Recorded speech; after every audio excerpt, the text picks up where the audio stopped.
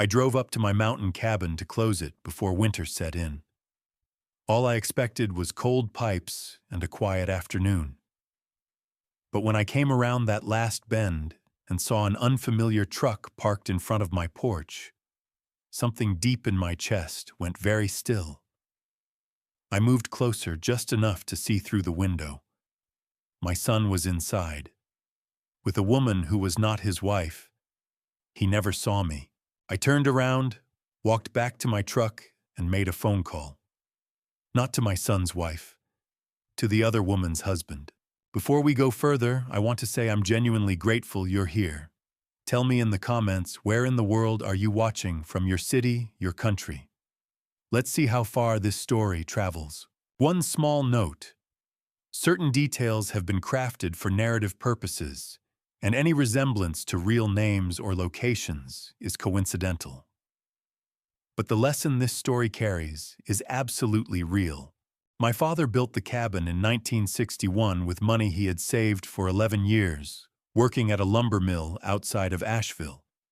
He did most of the work himself, driving up on weekends with two of his brothers and a truck full of materials. By the time he was done, it was a simple structure: 1 story, 2 bedrooms, a kitchen, and a sitting room with a stone fireplace that drew well even in the worst weather. He was proud of it in the quiet way that men of his generation were proud of things they built with their own hands. He did not talk about it much. He just kept it up year after year, the way you keep up something that matters. My mother spent every summer of her adult life in that cabin. She painted watercolors on the back porch and read paperback novels and grew tomatoes in a small garden patch along the south wall that never produced as well as she hoped, but that she tended faithfully anyway. When my father passed, she kept going back until she could not make the drive anymore.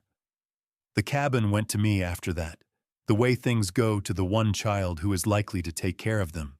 My wife Helen loved it from the first summer I brought her up. She said it felt like a place that had already decided what it was and was not interested in being anything else. That was her way of saying she approved. Helen had a gift for finding the exact right words for things, a gift I never had and always admired in her. We spent 22 summers in that cabin together.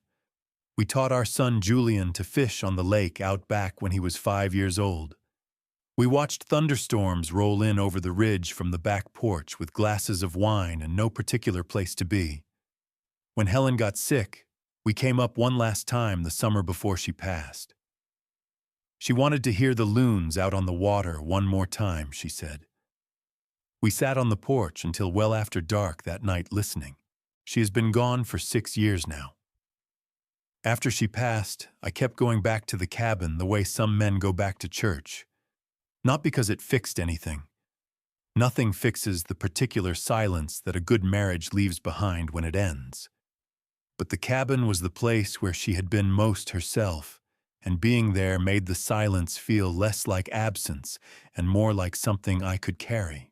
I retired from the bench 4 years ago after 35 years as a criminal court judge in Buncombe County. People ask me sometimes what I miss about it.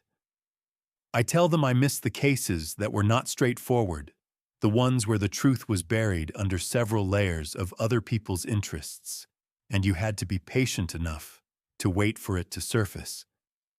I do not tell them that I also miss having somewhere to be every morning. Retirement is a strange country, and I am still finding my way around it. That October Tuesday, I loaded my truck the same way I had loaded it every October for as long as I could remember. Thermos of good coffee. The sandwich my neighbor Rita had made the night before and left in a paper bag on my porch with a note that said, "Drive safe." A toolbox in the bed of the truck, because there was always something that needed fixing. A canvas bag with work gloves and extra rope for pulling the dock. I was on the road before 7 in the morning. The drive from Asheville takes about 2 hours once you get up into the mountains, and I had the windows cracked because the air at that elevation in October has a particular quality to it that I have never been able to describe exactly, but that I look forward to every year. I was not thinking about anything complicated that morning. I was thinking about whether the dock bracket had rusted through over the summer the way it had threatened to last spring. I was thinking about the sandwich in the passenger seat and whether I should eat it before I started work or after. I was thinking about the way the light would be sitting on the water when I came through the trees. I came around the last bend before the clearing, and I saw the truck, black Ford F-150, brand new, parked in front of my porch with the kind of easy confidence that belongs only to a vehicle whose driver has no doubt about their right to be exactly where they are. I let my foot off the gas and coasted to a stop in the middle of the road. I sat there with my hands on the wheel, and I looked at that truck for a long time without moving. My mind was already doing the thing it had done for 35 years without my permission, cataloging, sorting, asking questions in a particular order. Whose truck? Why here? Why now? Why no phone call? My son Julian drove a silver Jeep Cherokee. His wife Clara drove a white Honda Civic. My nearest neighbor on this road was a retired schoolteacher named Howard, who lived a half-mile back toward the highway and who had not been well enough to make the drive up in 2 years. I did not recognize that truck. I sat there in the October quiet with the engine ticking and the hemlocks pressing in on both sides of the road, and I felt something shift in my chest that I did not yet have a name for. I took out my phone. I took a picture of the license plate, Tennessee plate. I did it without thinking about why the way you do things that 35 years of watching evidence disappear has made automatic. Then I got out of my truck slowly, because my hip had been bothering me since the cold set in, and I stood in the road, and I looked at the cabin, and I listened. And that was when I heard it, a laugh. My son laughed. I had not heard Julian laugh like that in years.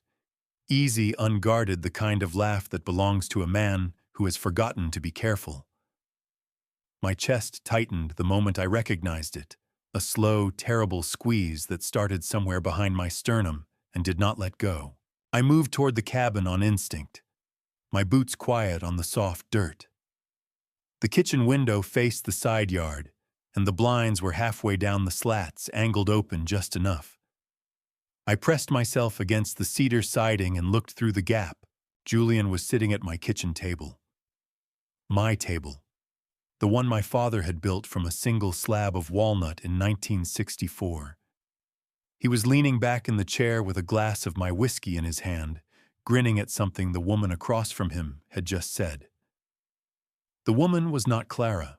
She was somewhere in her mid-40s, broad-shouldered, and striking with sun-darkened skin and thick blonde hair pulled back loosely.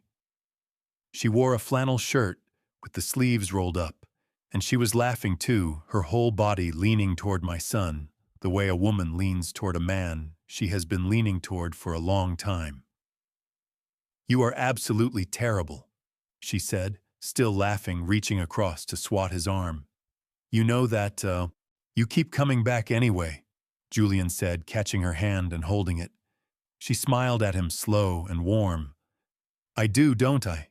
He reached up with his free hand and tucked a strand of hair behind her ear, a gesture so practiced, so achingly familiar, that my stomach turned over. Then he pulled her toward him, and she leaned down, and they kissed. Not a quick kiss. Not the kiss of two people who were still discovering each other. It was the unhurried, comfortable kiss of two people who had been doing this for a long time and intended to keep doing it. My legs stopped working. I grabbed the cedar siding with both hands to keep from going down my knuckles, white against the weathered wood. My heart was slamming against my ribs so hard I could feel it in my throat. For one terrible second, the world tilted sideways, and I genuinely could not tell if I was about to fall or about to be sick, or both. Inside, Julian laughed again at something she whispered, a low, delighted sound. A sound I had never once heard him make around Clara. My eyes burned. Not tears, not yet something hotter than tears. Something that started in my chest and pushed outward until my whole body felt like it was running a fever. I had spent 35 years in a courtroom watching people lie and cheat and destroy the lives of the people closest to them. I had thought I was past being shocked by what human beings were capable of doing to each other. I was wrong. I made myself let go of the wall. I made myself breathe, and I walked away. I walked back to my truck, with my hands balled into fists at my sides, and my jaw clenched so tight my back teeth ached. Every instinct I had was screaming at me to turn around, to go back up those porch steps and throw that door open and demand to know what in God's name my son thought he was doing in my cabin at my table with another woman while his wife was home raising their daughter. I wanted to yell. I wanted to put my fist through something. I wanted Julian to look me in the eye and explain himself. I kept walking. I got in my truck, and I drove a quarter-mile down the gravel road to the boat launch turnout, where the hemlocks were thick enough to hide a vehicle. I pulled in, cut the engine, and sat there with both hands still on the wheel and my heart still hammering, and the sandwich Rita had packed sitting untouched on the passenger seat. 10 minutes. I gave myself exactly 10 minutes. I had watched men destroy everything they were trying to protect by acting on the first feeling that hit them. Good men. Decent men. Men who walked into rooms at the wrong moment and said the wrong things and handed the other side exactly what they needed to win. I had watched it happen so many times from the bench that it had stopped surprising me. Emotion was the enemy of outcome. That was not a comfortable truth, but it was the only one that mattered right now. When the 10 minutes were up, I opened the glove compartment. I had kept a small digital camera in there for years, ever since a dispute with my insurance company over storm damage that had cost me $3,000 because I had trusted phone photographs instead of a proper lens. Old habit. Next to it was a handheld voice recorder I had carried since my first year on the bench, back when I still dictated notes to myself during the drive home. I checked both batteries. Both good. I clipped the recorder to my belt under my jacket and turned it on. Then I got out of the truck and I went back through the woods. There is a deer trail that runs along the ridge behind the cabin, about 40 yards above the tree line, before it drops down toward the water. I had walked that trail every season for 30 years, and I knew it the way I knew my own kitchen, every exposed root, every place where the ground went soft near the creek. Run off every gap in the underbrush, where you had to turn sideways to get through without making noise. I moved slowly. My hip was complaining, and the cold had settled into my lower back, but I kept moving. I came up behind the woodshed on the north side of the cabin. From there, I had a clear line of sight to the back deck where Helen and I had eaten 100 dinners watching the sun go down over the water. The lake my father had taught me to fish on when I was 7 years old. The same dock I had taught Julian to cast from when he was 5. Julian and Victoria had moved outside. They were sitting together on the old wooden bench along the back railing, the one I had built myself 20 years ago from leftover cedar planks. He had his arm around her shoulders, and she was leaning into his side with the easy comfort of a woman who had found her favorite place in the world and had no intention of leaving it. They were drinking my whiskey, talking quietly, laughing at things I could not hear from where I was crouched behind the woodshed, with pine needles pressing into my knees and a hornet investigating my left hand with uncomfortable thoroughness. I did not move. I raised the camera, and I started taking pictures. I took pictures of his arm around her shoulders. I took pictures of her leaning into his chest. I took pictures of him refilling her glass with that particular brand of attentiveness that men reserve for women they are trying to impress or trying to keep. I zoomed in on his face, on hers, on the way she tilted her head back when she laughed, and the way he watched her do it, like it was something he never got tired of seeing. I keep thinking about Gatlinburg, she said at one point loud enough that I caught it. That little place on the river. We'll go back, Julian said. He said it the way a man says something he has said before and means to keep saying. Spring, maybe, when things settle down a little. Things never settle down, Victoria said, but she was smiling when she said it, leaning up to press her lips to the side of his jaw. My finger kept pressing the shutter. My chest kept burning. And somewhere beneath the burning, something cold and methodical and 35 years old was already taking notes. I stayed behind that woodshed for 1 hour and 57 minutes. My legs cramped twice. My back went from complaining to something closer to genuine protest. At one point I shifted my weight, and my boot snapped a twig, and I went completely still for 30 seconds, while a squirrel in the hemlock above me did the same. I had never been more patient in my life. Because what was burning in my chest was not just grief, and it was not just rage. It was something that needed to be aimed correctly before it was allowed to move. And I was not going to waste it on a scene in a cabin that would be forgotten in a week. I was going to aim it like a man who had spent 35 years learning exactly where to point. I waited until they went back inside. Then I lowered the camera, straightened up slowly, and stood in the cold October air for a moment, with my hand pressed flat against the woodshed wall. The lake was absolutely still. Somewhere out on the water, a loon called once and went quiet. I turned and walked back through the trees. I heard the Ford's engine turn over from somewhere in the trees above the trail. The sound carried clean and sharp through the cold October air, the way sounds do in the mountains, when the leaves are mostly down and there is nothing left to absorb them. I heard the tires crunch over the gravel, slow at first, then picking up as the truck reached the main road. I heard it until I could not hear it anymore. Then I heard a second engine, Julian's Jeep, starting up, rolling out, fading in the same direction. I stood behind the woodshed and I counted to 500, slowly. One number at a time, the way I used to count during the worst moments on the bench when I needed my face to stay still while something terrible was being said in my courtroom. When I reached 500, I counted another 100, just to be certain.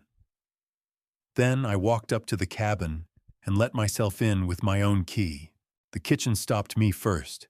It looked exactly as it always looked. The dish towel hung straight on the oven handle. The 2 chairs were pushed in evenly at the table. My bottle of Blanton's sat on top of the refrigerator exactly where I kept it, the wax seal facing forward, the little jockey on top pointing due east the way he always did. If I had walked in 10 minutes earlier without knowing anything, I would have walked straight through to the back porch and never suspected a thing. That was perhaps the detail that hit me hardest right then, harder even than the photographs on my camera. Not what they had done, but how well they had practiced hiding it. My throat tightened until swallowing hurt. I checked the living room. The throw pillows on the couch were arranged with a precision that Helen would have appreciated and that I had never once managed on my own. The coffee table was clean. The fireplace grate was cold and undisturbed. I went upstairs. There were 2 bedrooms on the upper floor. The first was the guest room Helen and I had used for friends who came up in summer. The second was smaller, tucked under the slope of the roof on the north side with a window that looked out over the water. That was Lily's room. My granddaughter had claimed it the first Christmas after she was born, when Julian and Clara had brought her up bundled in so many layers. She looked like a small, extremely serious snowball. She had been sleeping in that room every Christmas Eve since she was old enough to ask for it by name.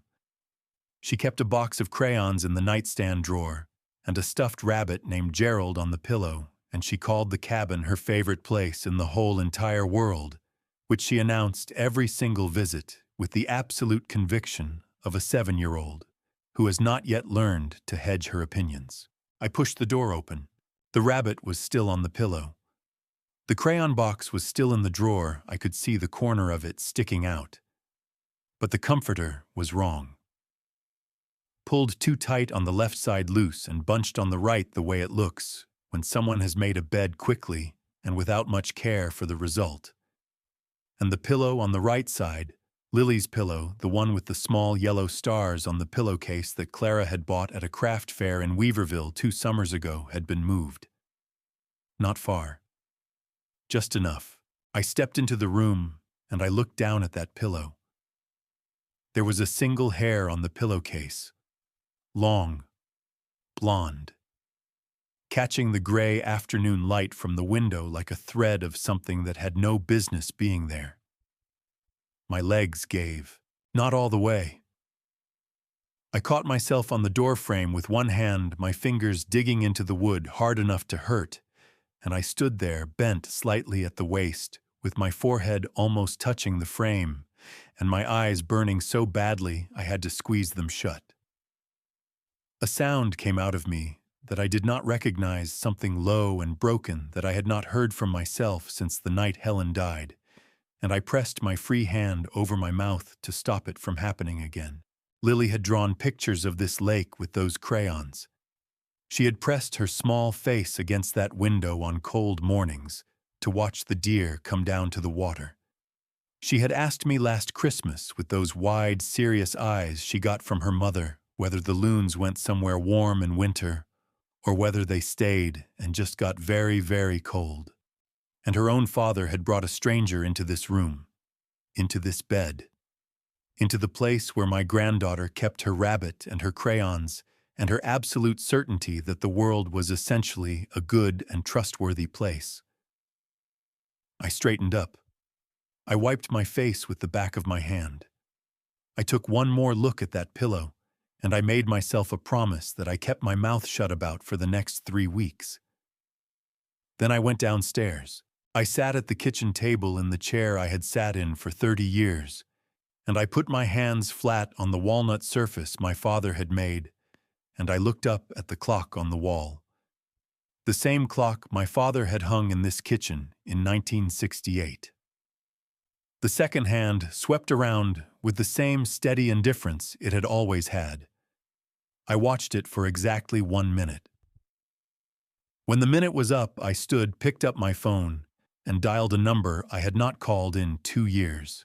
Thomas Doyle picked up on the third ring the way he always had, like a man who kept his phone close, but refused to seem eager about it. Doyle. Just the one word. Flat and professional, and exactly what I needed to hear right then. "It's Arthur Sterling," I said. My voice came out steadier than I expected. "I need your help with something." A pause. Not a long one. Doyle and I had worked the same circuit for the better part of 2 decades, him building cases from the ground up and me deciding what to do with them once they landed in my courtroom. He had sat across from me in enough difficult conversations to know that when I called him out of the blue after 2 years of nothing, I was not calling about the weather. "What kind of something?" he said. "The personal kind," I said. "Family." Another pause, shorter this time. "Talk to me." I gave him the plate number first. Tennessee registration, black Ford F-150, current model year by the look of it. Then I gave him a physical description of the woman I had seen through the kitchen window. Mid-40s, blonde, broad-shouldered, a contractor's build, the kind of woman who spent more time on job sites than in offices. I told him she drove the Ford herself, that she had been at my cabin with my son, and that I needed to know everything about her before I took another step. "And timeline," Doyle said. "As fast as you can manage without cutting corners." "Understood." I heard him writing. Old habit. Doyle had never trusted digital notes, and I had always respected him for it. "You doing all right, Arthur?" The question caught me somewhere I was not prepared for.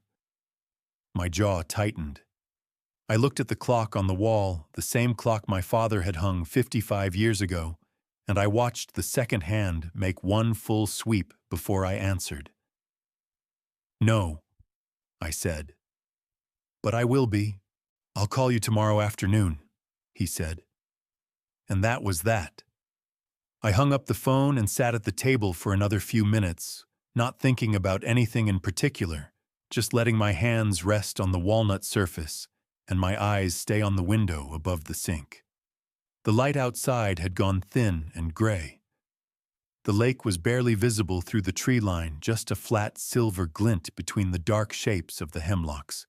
I made myself a sandwich from the supplies I had brought, sat back down, and ate it without tasting any of it.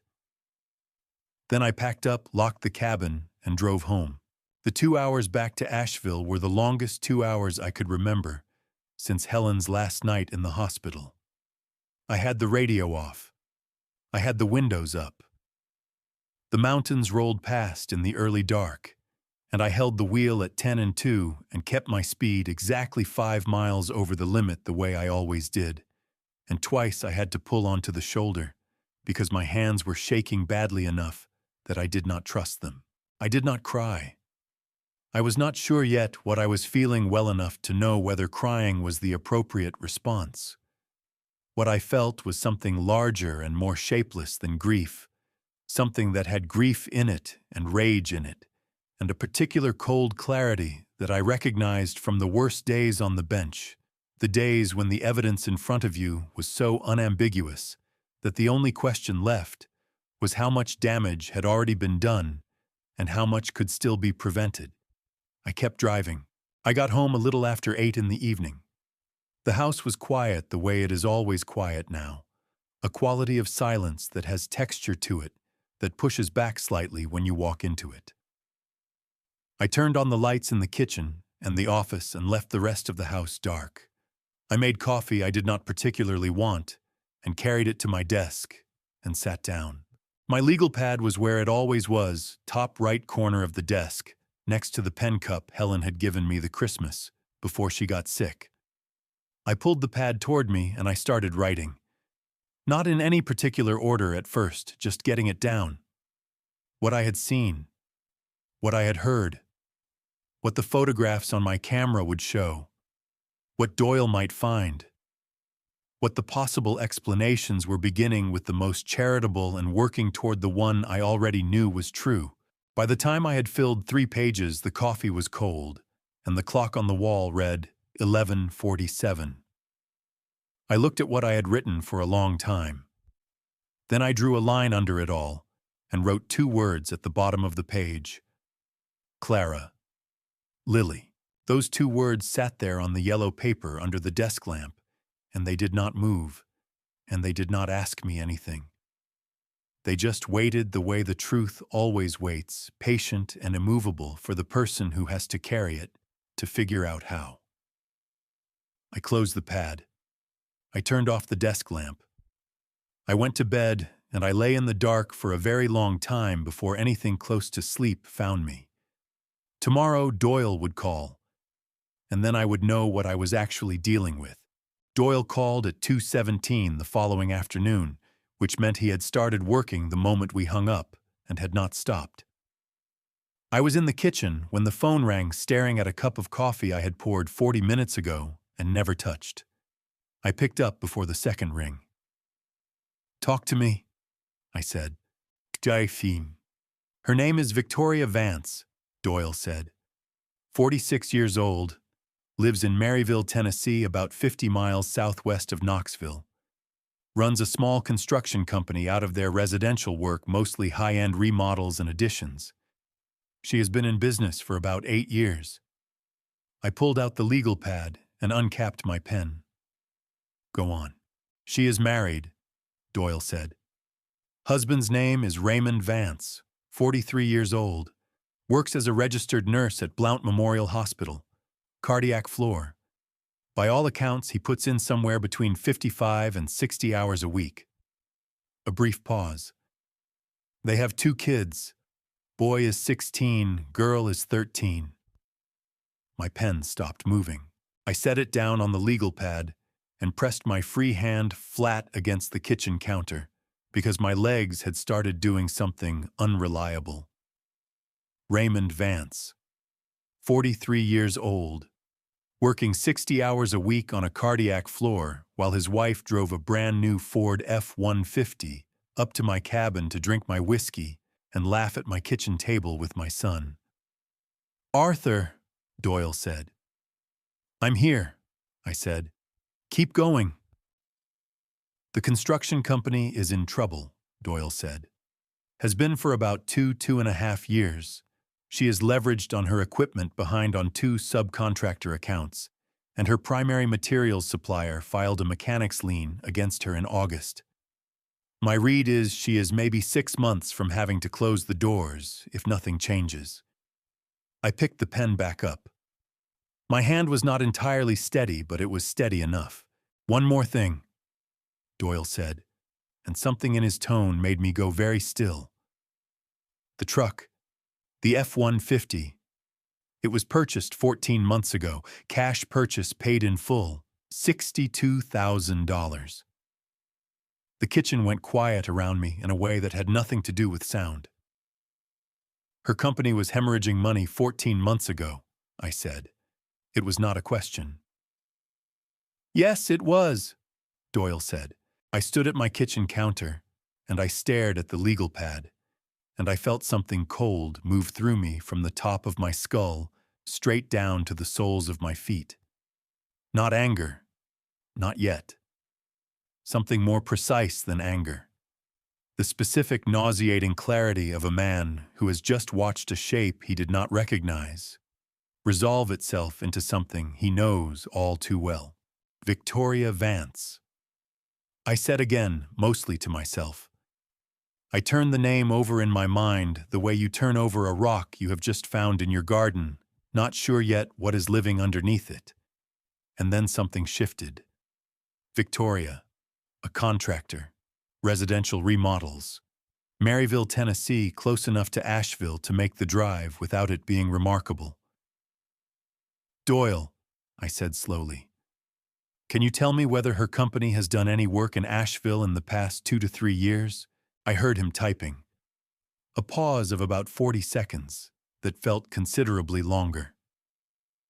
"3 jobs in the Asheville area in the past 30 months, he said. 2 in Weaverville, 1 in the city proper. The city job was on Cavendish Street. Residential townhouse, bathroom renovation. Permit pulled about 26 months ago, job ran for approximately 3 weeks. My son and Clara lived on Cavendish Street." I put the phone down on the counter without hanging up, and I stood there with both hands braced on the edge of the sink, and I stared out the window at the dogwood tree in my backyard that Helen had planted the spring before Lily was born. The leaves were almost entirely down now, just a few brown ones hanging on at the tips of the branches, trembling in the October wind. 26 months ago. Clara had hired a contractor to redo their bathroom while Julian was working from home between projects.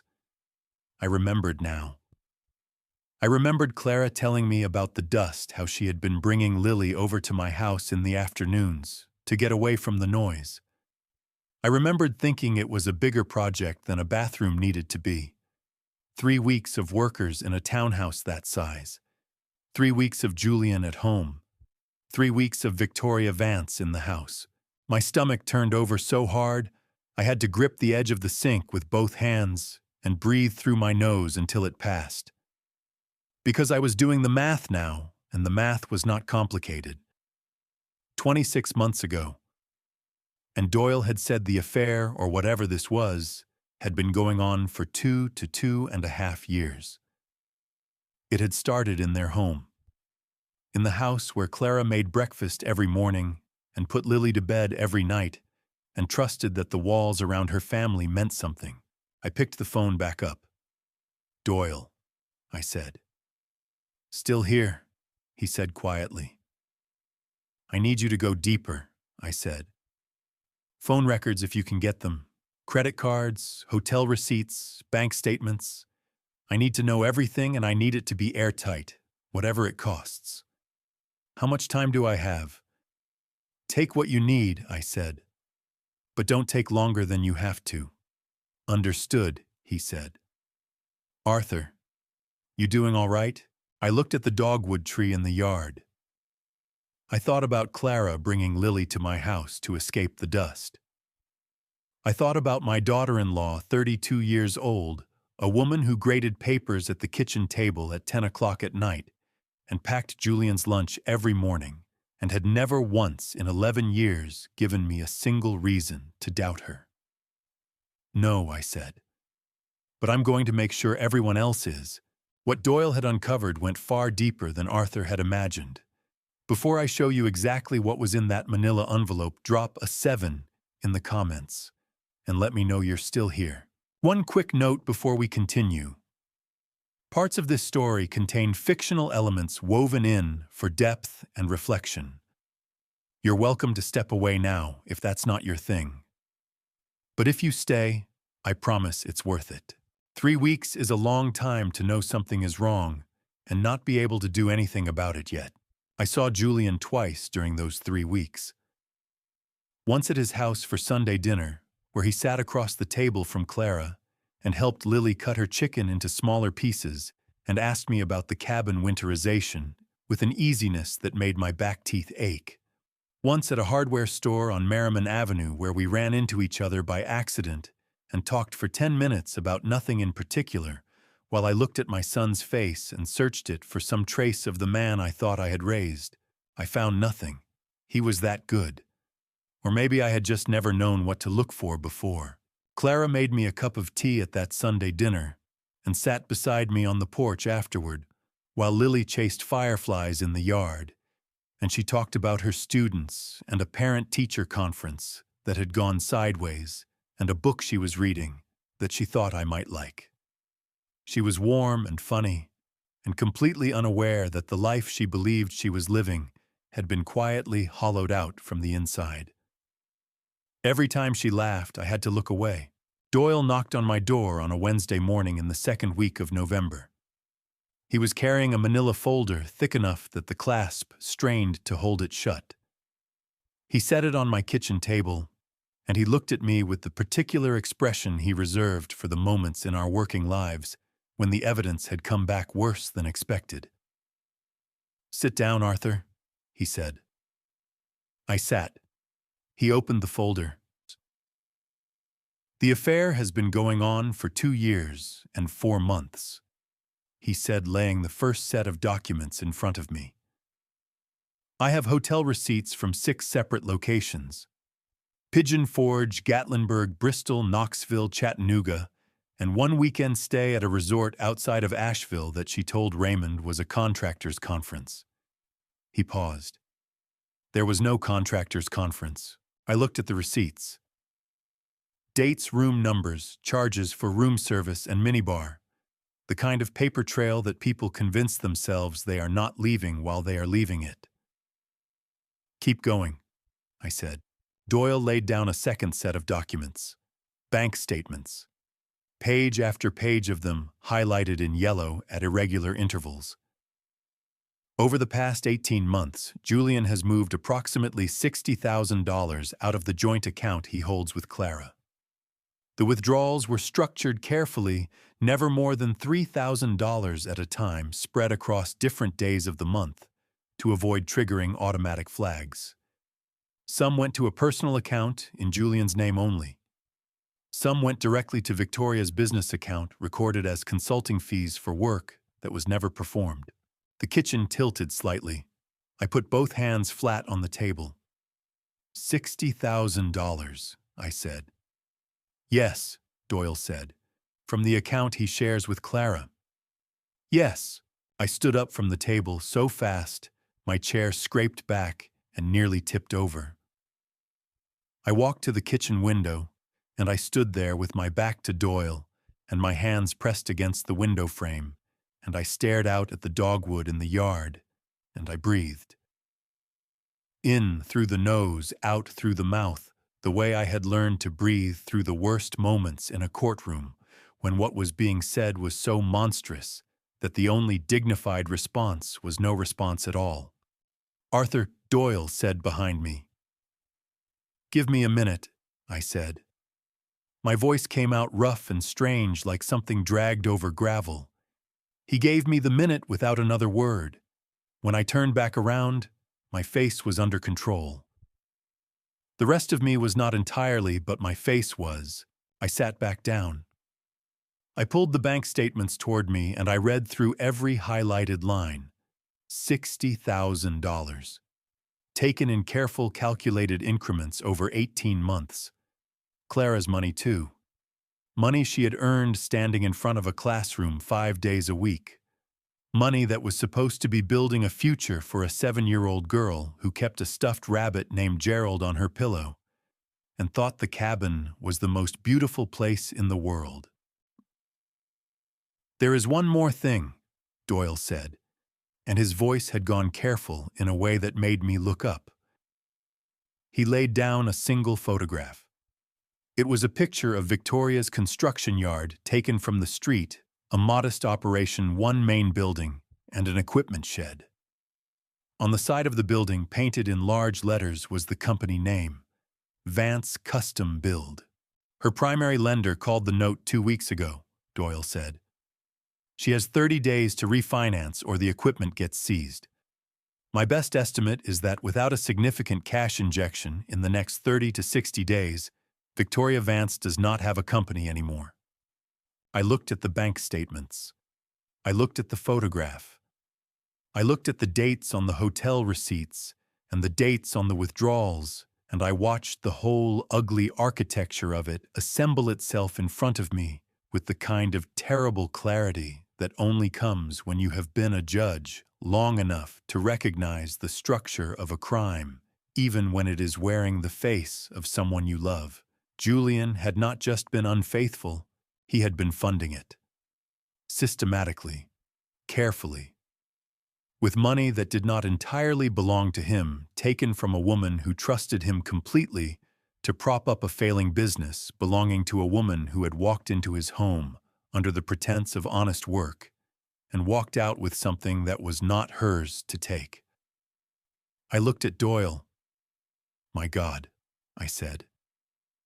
Doyle nodded once slowly and did not say anything because there was nothing to say. I looked back down at the folder, at Clara's money reduced to highlighted lines on a bank statement, at Lily's future quietly stolen $2,500 at a time. And I felt something harden in my chest that I knew from long experience was not going to soften again until this was finished. Harlan Finch had been the best divorce attorney in Buncombe County for as long as I could remember, which was saying something because I had known a great many divorce attorneys in my time, and most of them were good at exactly one thing and mediocre at everything else. Harlan was different. He had started his career as a public defender, which meant he had spent his formative years learning how systems failed people before he learned how to use those same systems to protect them. He was in his early 60s now, trim and unhurried, with the kind of deliberate stillness that courtrooms either give you or take from you entirely. It had given it to him. We had been on opposite sides of enough proceedings over the years that we had developed a mutual respect that functioned in practical terms, like friendship, without requiring either of us to pretend we liked each other more than we did. I called him the morning after Doyle left and asked if I could come in. "How serious?" he said. "Serious enough that I drove to your office instead of calling," I said. "Come at 2, he said. His office was on the 3rd floor of a building on College Street, with tall windows that looked out over the mountains to the west. I set Doyle's manila folder on his desk at 2 o'clock exactly and sat down across from him without saying anything. Harlan opened the folder, put on his reading glasses, and began to read. He did not speak for 41 minutes. I know because I watched the clock on his wall with the same focused attention I had once given to juries during deliberation. He turned pages, slowly went back twice to reread sections, and made 3 small marks in the margin of the bank statements with a pencil he kept behind his ear. When he finally closed the folder and pushed his glasses up onto his forehead, he looked at me with an expression I recognized. It was the expression of a man who has just confirmed something he had hoped would not be confirmed. "Your son is in serious trouble," he said. "Tell me what I already know," I said. "Then tell me what I don't." Harlan leaned back in his chair. "What you know is that your son has been unfaithful to his wife for over 2 years. In North Carolina, adultery on its own is grounds for divorce, but it does not move the needle much on property division. What you may not fully appreciate yet is that what he has done goes considerably beyond adultery." He tapped the bank statements with one finger. "Moving $60,000 of marital funds in structured increments to support an extramarital affair and subsidize his partner's failing business is not a personal failing. It is a legal one. The technical term is dissipation of marital assets. It means he has deliberately wasted or depleted marital property for a purpose unrelated to the marriage. Courts take a dim view of it." "How dim?" I said. "Dim enough that Clara's attorney, assuming she retains a competent one, can argue that the $60,000 be factored directly into the property settlement, not split, credited entirely to her side of the ledger." He paused. "On top of that, the pattern of deception, 2 years of systematic lying, hidden accounts, falsified records that becomes relevant in the custody evaluation. A judge looking at that pattern is going to have questions about Julian's judgment and his honesty as a parent." My hands tightened on the arms of the chair. "Primary custody," I said, "for Clara."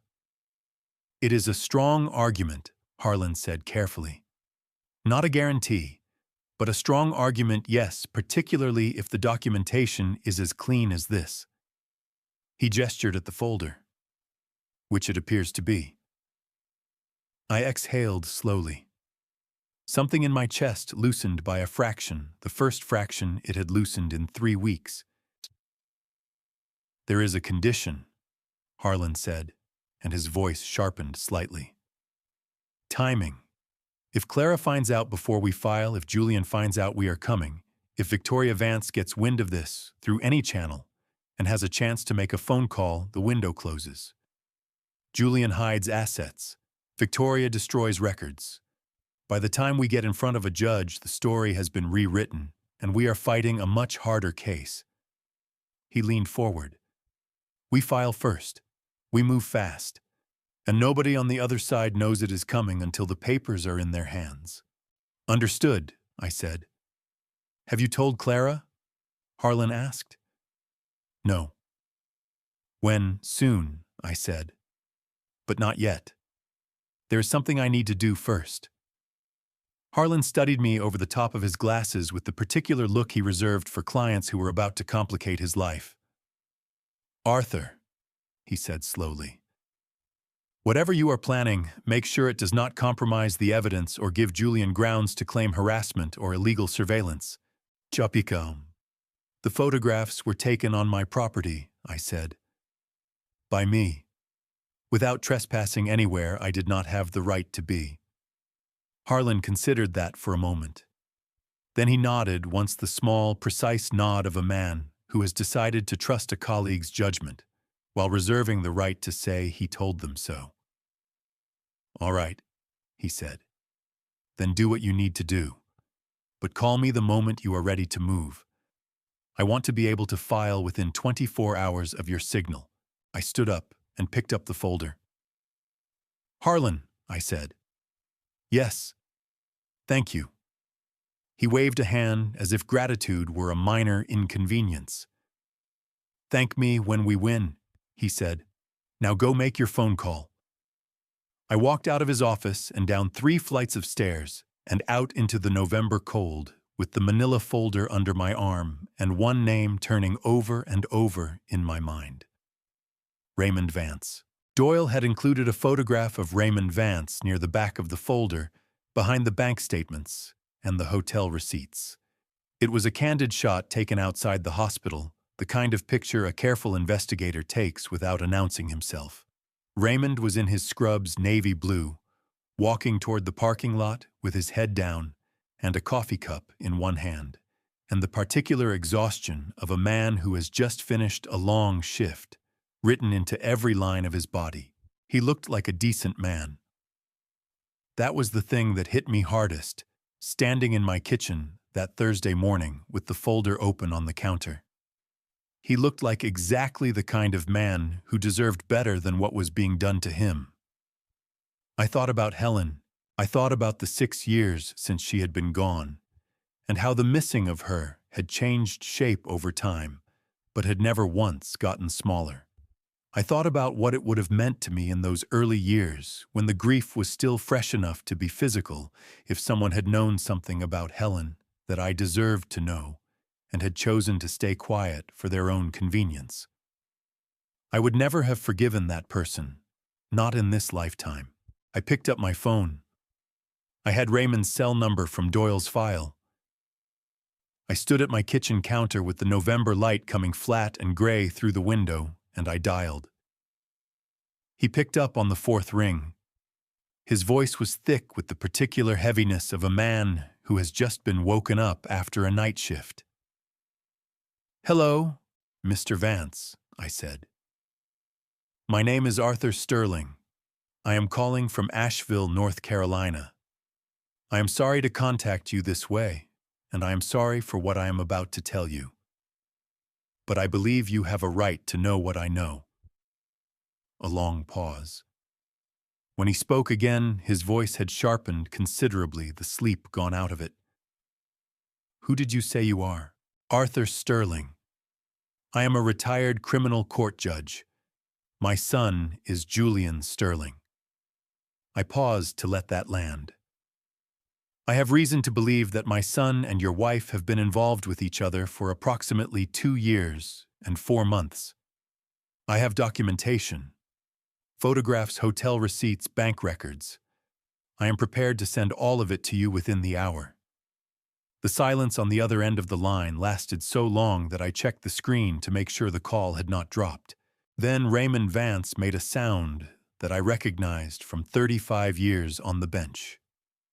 It was the sound a person makes when something they have been desperately hoping was not true turns out to be true. Not a cry exactly. Something smaller and more devastating than a cry. Something that lives in the throat and cannot quite get out. "I have been telling myself I was imagining things for over a year," he said finally. His voice was raw, scraped clean of everything except the truth of what he was saying. "She started working late. Lots of overnight trips for jobs that never seemed to produce invoices I could find. I asked her once about 8 months ago straight out. I asked her if there was someone else." He stopped. "What did she say?" I asked. "She cried," he said, and the bitterness in those 2 words was so concentrated, it came through the phone like heat. "She told me I was being paranoid. She told me she was working herself half to death trying to save the company, and the least I could do was trust her. And I believed her, Mr. Sterling. God help me, I believed her, because I wanted to." His breath caught. "I have 2 kids, a boy and a girl. I believed her because the alternative was something I could not figure out how to survive." My chest ached with a pain that had nothing to do with my own situation. "Mr. Vance," I said. "Raymond, I am sending you the file right now. All of it. You deserve to make your own decisions with the same information my son is going to receive very shortly." I heard him exhale, a long, shuddering breath that carried 2 years of accumulated doubt and self-recrimination and exhausted hope all the way down the line from Maryville to Asheville. "Send it," he said. I sent it. He called me back 47 minutes later. The man who called back was not the same man who had answered the phone the first time. The rawness was still there, but underneath it now was something harder, something that had been waiting a long time for permission to exist. "I have read everything," he said, without preamble, without any of the tentative quality of the first call. Mr. Sterling, I want to ask you something. Ask, I said. When are you confronting your son? Friday evening, I said. I have asked him to come to my house for dinner. I want to go to Victoria at the same time, Raymond said. The exact same time. I do not want her to have 30 seconds to call him and get a story together. I do not want him to have 30 seconds to call her. I want them both to find out at the same moment with no warning and no time to coordinate. I closed my eyes. That was precisely what I had been hoping he would say, and hearing him say it with such quiet clarity made my throat tighten in a way I had not anticipated. Friday at 6:15, I said. I will sit Julian down at 6:15 exactly. I will be at her yard at 6:15, Raymond said. His voice was absolutely steady now. Steadier than mine. My brother is going to come with me. Victoria has a temper, and I am not going to be stupid about this. That is wise, I said. A pause. Mr. Sterling, Raymond said. Why are you doing this? You did not have to call me. I looked out at the dogwood tree in my yard. The last few leaves were hanging on in the cold wind, trembling, but not yet letting go. Because someone should have called me 6 years ago, I said. And because you have 2 children who deserve a father who knows the truth. Raymond did not say anything for a moment. When he spoke again, his voice had gone very quiet. Thank you, he said. Don't thank me yet, I said. Get through Friday first. I called Julian on Thursday morning at 9 o'clock, which was late enough that he would already be at his desk, and early enough that he would not yet be too deep into his day to think clearly about an unexpected invitation. He picked up on the second ring. Hey, Dad. Easy, warm, completely unsuspecting. The voice of a man who had no idea that the ground beneath him had already been mined. What's up? I wanted to see if you could come for dinner tomorrow evening, I said. I kept my voice at the same register I always used with him. Unhurried. Ordinary. The voice of a father with nothing particular on his mind. I have some paperwork I have been meaning to go through, and I could use a second set of eyes on a couple of things. Nothing urgent. Just easier to talk through in person. Sure, absolutely, Julian said, and I heard him clicking something on his keyboard, checking his calendar the way he always did, that small habit of a man who scheduled everything. What time works for you? 6 o'clock, I said. I will make something simple. Perfect. Clara is taking Lily to her sister's for the weekend anyway, so my evening is open. I gripped the phone a little tighter. Clara was taking Lily away for the weekend. Clara, who did not yet know what was in the manila folder that Harlan Finch would be delivering to her by courier that same Friday afternoon at 5:30. Clara, who would be reading the contents of that folder while her daughter was safely at her sister's house, and while her husband was sitting across a dinner table from his father 30 minutes away. Sometimes the pieces arrange themselves. 6 o'clock, I said again. See you then, son. See you tomorrow, Dad. Love you. I set the phone down on the kitchen counter very carefully, the way you set down something that might break if handled wrong, and I stood there for a moment with my hand still resting on it. Then I called Harlan. It is set for tomorrow evening, I told him. Julian arrives at my house at 6. I will give him 15 minutes to settle in before I put the folder on the table. Behind her in the doorway stood Patricia, one hand holding Lily's, and the other pressed flat against the doorframe, the way people stand when they have been waiting a long time and are not sure yet whether what they are waiting for is good news or something else.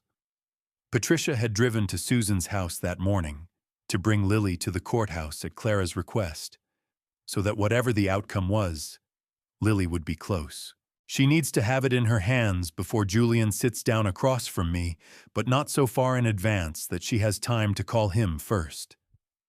I will handle it personally, Harlan said. Arthur, are you certain about this? I have been certain since the moment I saw that folder, I said. Clara deserves to know before anyone tells her what to think about it.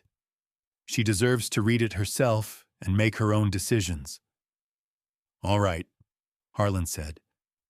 I will have it delivered at 5:35. After I hung up, I spent an hour on the phone with Clara's closest friend, a woman named Patricia who taught at the same school, and who had the particular quality of steadiness that made her the kind of person you wanted nearby when things fell apart. I did not tell Patricia everything. I told her enough.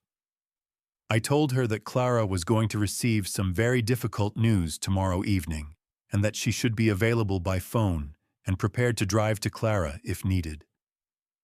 Patricia asked me 2 questions and then said, I understand, Arthur. I will be there. By noon, I had done everything that could be done before Friday. The afternoon was the hardest part. I tried to read. I made it 4 pages into a book before I realized I had not retained a single word and set it face down on the side table. I tried to take a walk through the neighborhood, but the November air felt hostile in a way it usually did not, and I came back inside after 20 minutes.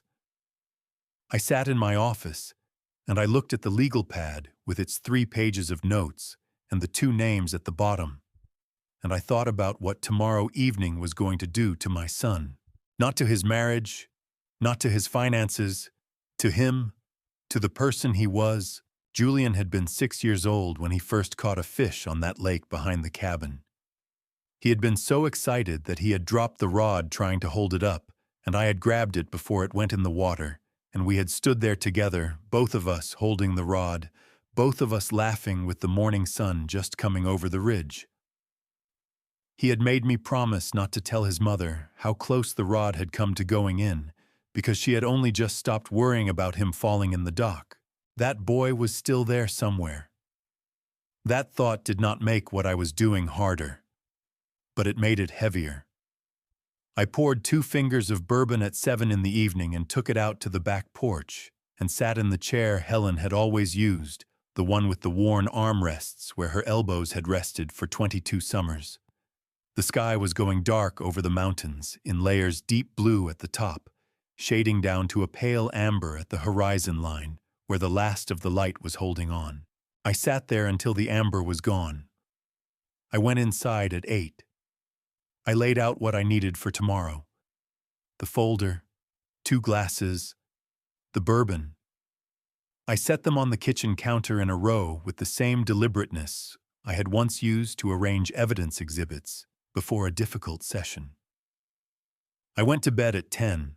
I lay in the dark for a long time with my eyes open and my hands folded on my chest, and my mind running through tomorrow's sequence of events, the way it had once run through closing arguments, looking for weaknesses, testing the logic, checking the timing. At some point, without quite deciding to, I fell asleep. I woke at 5:47 in the morning, to gray light coming through the curtains, and the sound of a mockingbird going through its full repertoire in the dogwood outside my window, completely indifferent to the fact that this was going to be the hardest day of my son's life. 12 hours. I got up, put the coffee on, and waited. The doorbell rang at exactly 6 o'clock. Julian had always been punctual. It was one of the things I had taught him young and that had stuck, one of the small inheritances that pass between fathers and sons without either party quite noticing.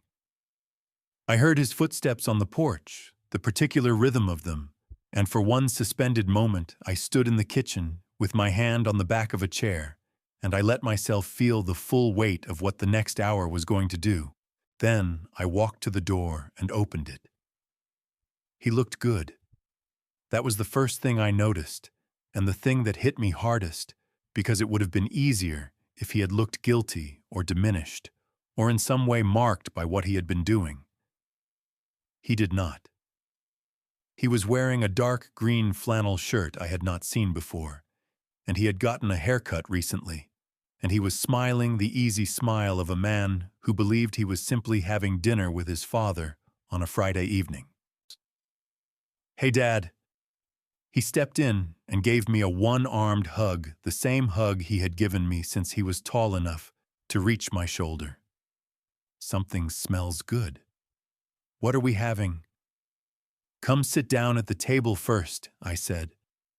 "There is something I need to talk to you about before we eat." Something shifted in his expression, a small flicker there and gone. "Everything okay? You're not sick or anything?" "I am fine," I said. "Sit down, Julian." He sat. I set a glass of bourbon in front of him, without asking, and took my own seat across the table. The manila folder was on the chair beside me, face down where he could not see it yet. I looked at my son across the kitchen table that my father had built from a single slab of walnut, and I thought for just a moment about the 11-year-old boy who had sat in this same chair and told me he wanted to be an architect when he grew up, because he liked the idea of building things that lasted. "Julian," I said. "I went up to the cabin on the third Tuesday of October to winterize it." His face did not change. "Right, you mentioned that. How did it look up there?" "I found a black Ford F-150 parked in front of the porch when I arrived," I said. I did not recognize it, so I did not go inside. The stillness that moved across his face then was the stillness of a man whose body has just received information that his mind has not yet fully processed. His smile did not disappear all at once. It faded the way a light fades when the power is going but has not gone yet. "Dad," he started. "Let me finish," I said quietly. I reached down to the chair beside me. I picked up the manila folder and I placed it on the table in front of him. He looked at it without touching it for a long moment. Then he reached out and opened it. The first photograph was the one I had taken through the kitchen window. Julian and Victoria at my table, her leaning toward him, his hand covering hers. He looked at it for a very long time, without making any sound. His jaw tightened until I could see the muscle jumping under his skin. He turned the page. The next photographs were from the back deck. Julian with his arm around her shoulders, both of them looking out at the lake. The whiskey. The easy, comfortable intimacy of two people who had been doing this for a long time. He turned through them one by one with hands that had started to tremble, a fine tremor that began in his fingers and worked its way up to his wrists. "Dad," he said again, and this time his voice cracked straight down the middle like green wood. "Keep reading," I said. He turned to the hotel receipts. 6 locations over 2 years and 4 months. His face had gone the color of old ash gray and flat, every trace of the easy smile completely gone now. He pressed his lips together so hard, they went white at the edges. His eyes were bright and glassy and blinking too fast. Then he reached the bank statements. I watched my son read through those highlighted lines, and I watched something happen to him that I had no word for, and that I will carry with me for the rest of my life. It was not anger, and it was not shame, though both of those were in it. It was the specific, annihilating expression of a man who has just understood the full dimensions of what he has done and found that the understanding is worse than the doing. His hands stopped trembling. They went very still on the page, pressed flat against the paper, the way hands press flat against something when the body needs an anchor.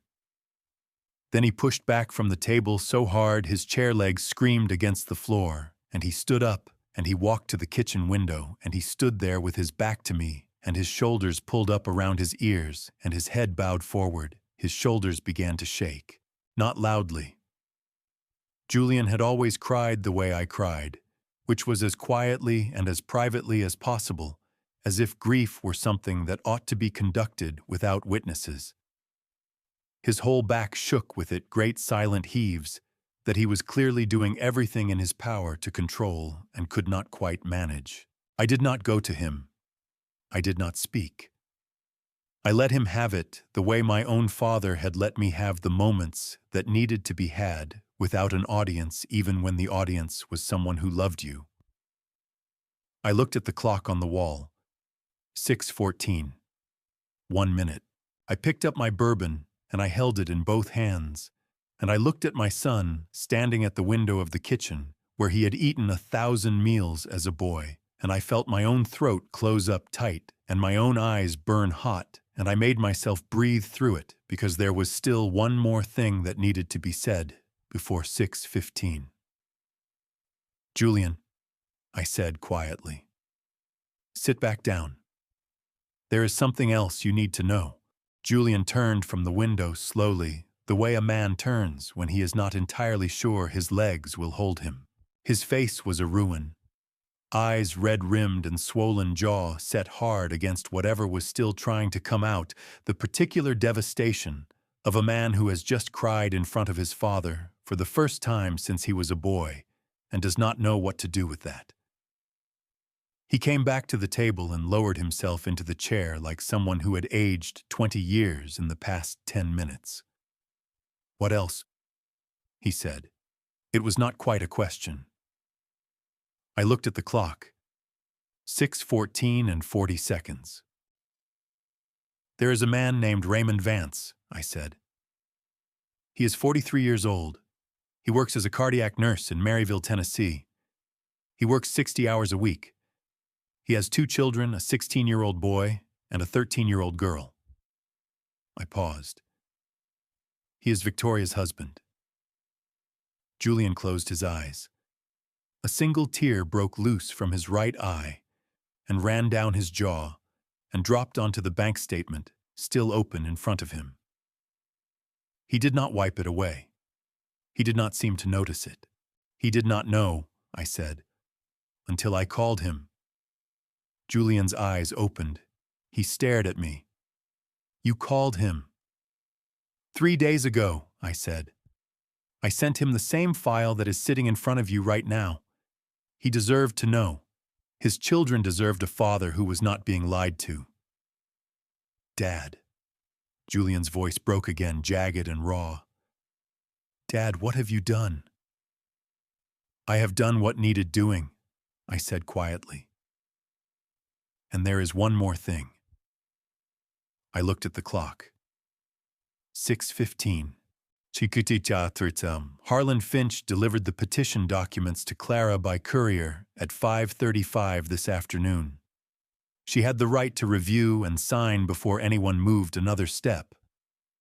"By the time you sat down at this table, she had already signed them," I said. "A courier delivered a copy of this documentation to your house at 5:35 this afternoon. Clara has had it in her hands for the past 40 minutes. The sound Julian made then was something I had never heard from him before, and hope never to hear again. It came up from somewhere deep in his chest, a low, strangled sound that was not quite a word and not quite a cry, something that had no name, because the feeling it came from had no name. The feeling of a man who has just understood that every door has closed at the same moment, and that there is no version of the next 5 minutes that does not require him to walk through the wreckage of everything he has destroyed. I looked at the clock on the wall. 6:15 exactly. Somewhere across town on Cavendish Street, Clara was sitting with that envelope in her hands. And somewhere on the road between Asheville and Maryville, Raymond Vance was already moving. He put both hands over his face. I sat across from him and I let him have it. I looked at the clock and knew that at this exact moment on Cavendish Street, Clara was holding that manila envelope. The illusion of her marriage was shattering. And over in Maryville, Tennessee, Raymond Vance had already confronted Victoria at her construction yard earlier that afternoon, leaving her to face the wreckage while he drove straight toward Asheville to finish what had been started. Back at my kitchen table, Julian lifted his face from his hands. His eyes were swollen nearly shut, and his breathing was still ragged and uneven, coming in long pulls and short releases, like a man trying to find a rhythm he had lost. "Where is Clara now?" he whispered. "She is safe," I said. "Lily is safe. That is what matters." He looked at me across the table with an expression that I did not have a word for then and do not have a word for now. It was not anger. It was something older and more complicated than anger. Something that had grief in it and shame in it, and the very first very fragile thread of something that might years from now become understanding. "What do I do, Dad?" he said. His voice was barely above a whisper. "What do I do now?" I looked at my son for a long moment. "You go home," I said, "and you face what is waiting for you there." I stood up and I walked to the door and I held it open. Julian sat at the table for another moment, both hands pressed flat on the walnut surface, head bowed. Then he stood. He did not look at me as he walked past. He walked out onto the porch and down the steps and got into his Jeep and sat there without starting the engine for a long time. I closed the door. I went to the kitchen and I poured 2 fingers of bourbon and I stood at the counter and I drank it in one long swallow. Then I went to the back porch and I sat down in Helen's chair and I waited. Julian drove home the long way. I know this because he called me from his car at 6:47, which meant he had been driving for almost 30 minutes to cover a distance that should have taken 12. He did not say much. He asked me once more if Lily was safe, and I told him yes, she was with Clara's sister. She was fine, she did not know anything yet. He said okay. He said he would call me later. His voice had the flat, hollowed-out quality of a man who has cried everything out and is now running on something that is not quite feeling and not quite numbness, but somewhere in the narrow country between the two. He hung up without saying goodbye. I did not hold it against him. I sat on the back porch in Helen's chair for another hour after that, watching the darkness settle over the mountain ridge and listening to the wind move through the bare dogwoods in the yard.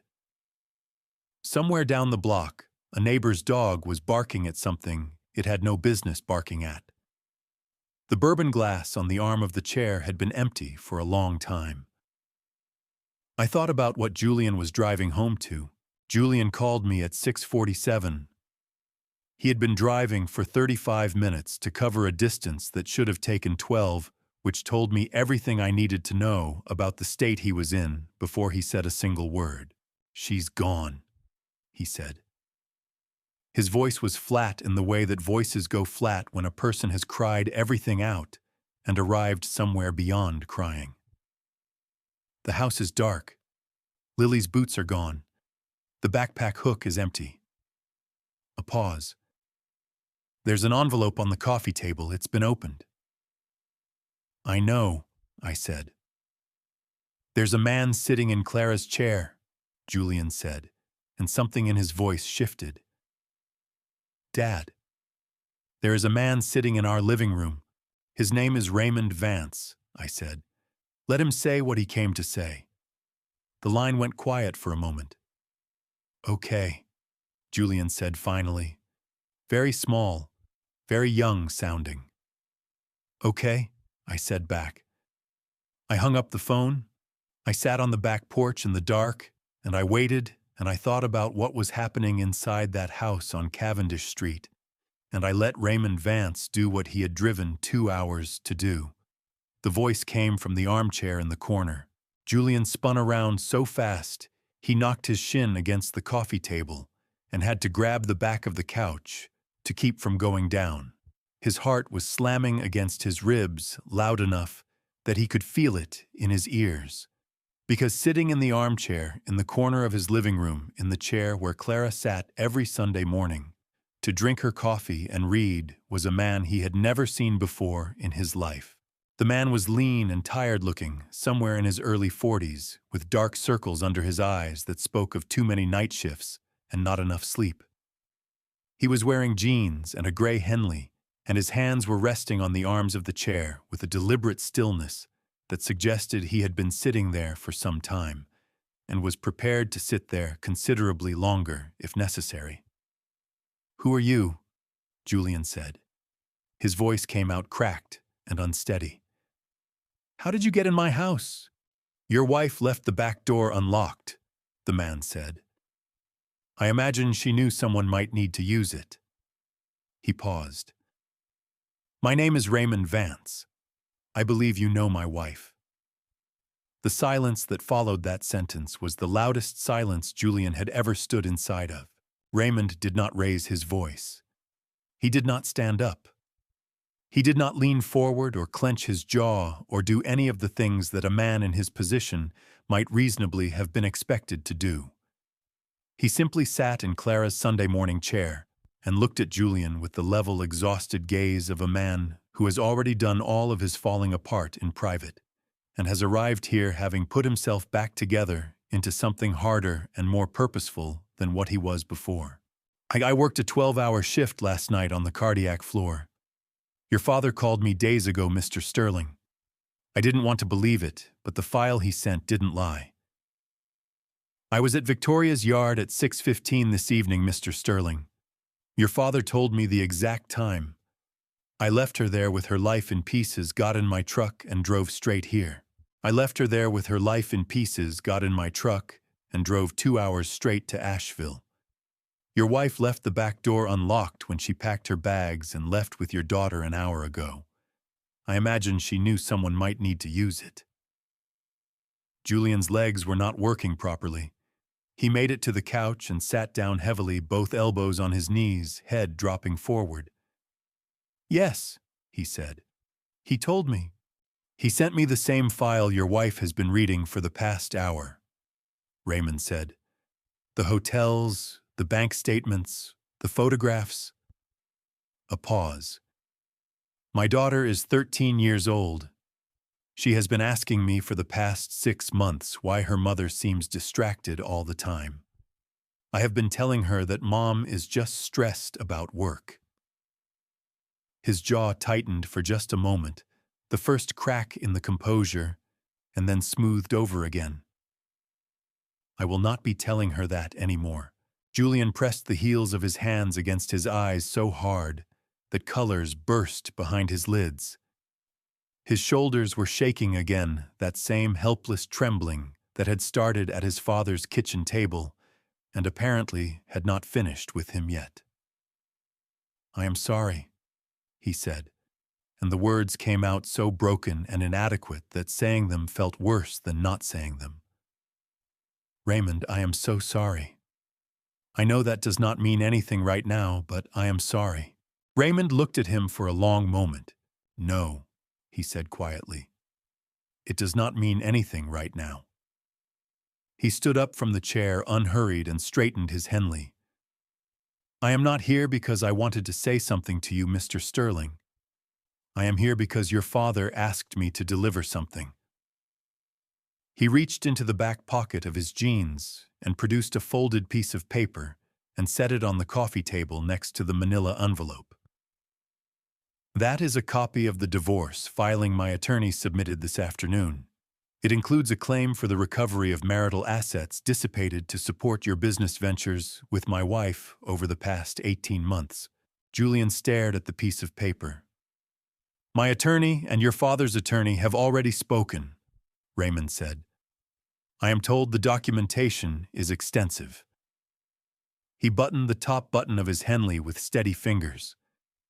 "I hope for your daughter's sake that you find a way to be better than you have been, Mr. Sterling. Children need at least one parent they can count on."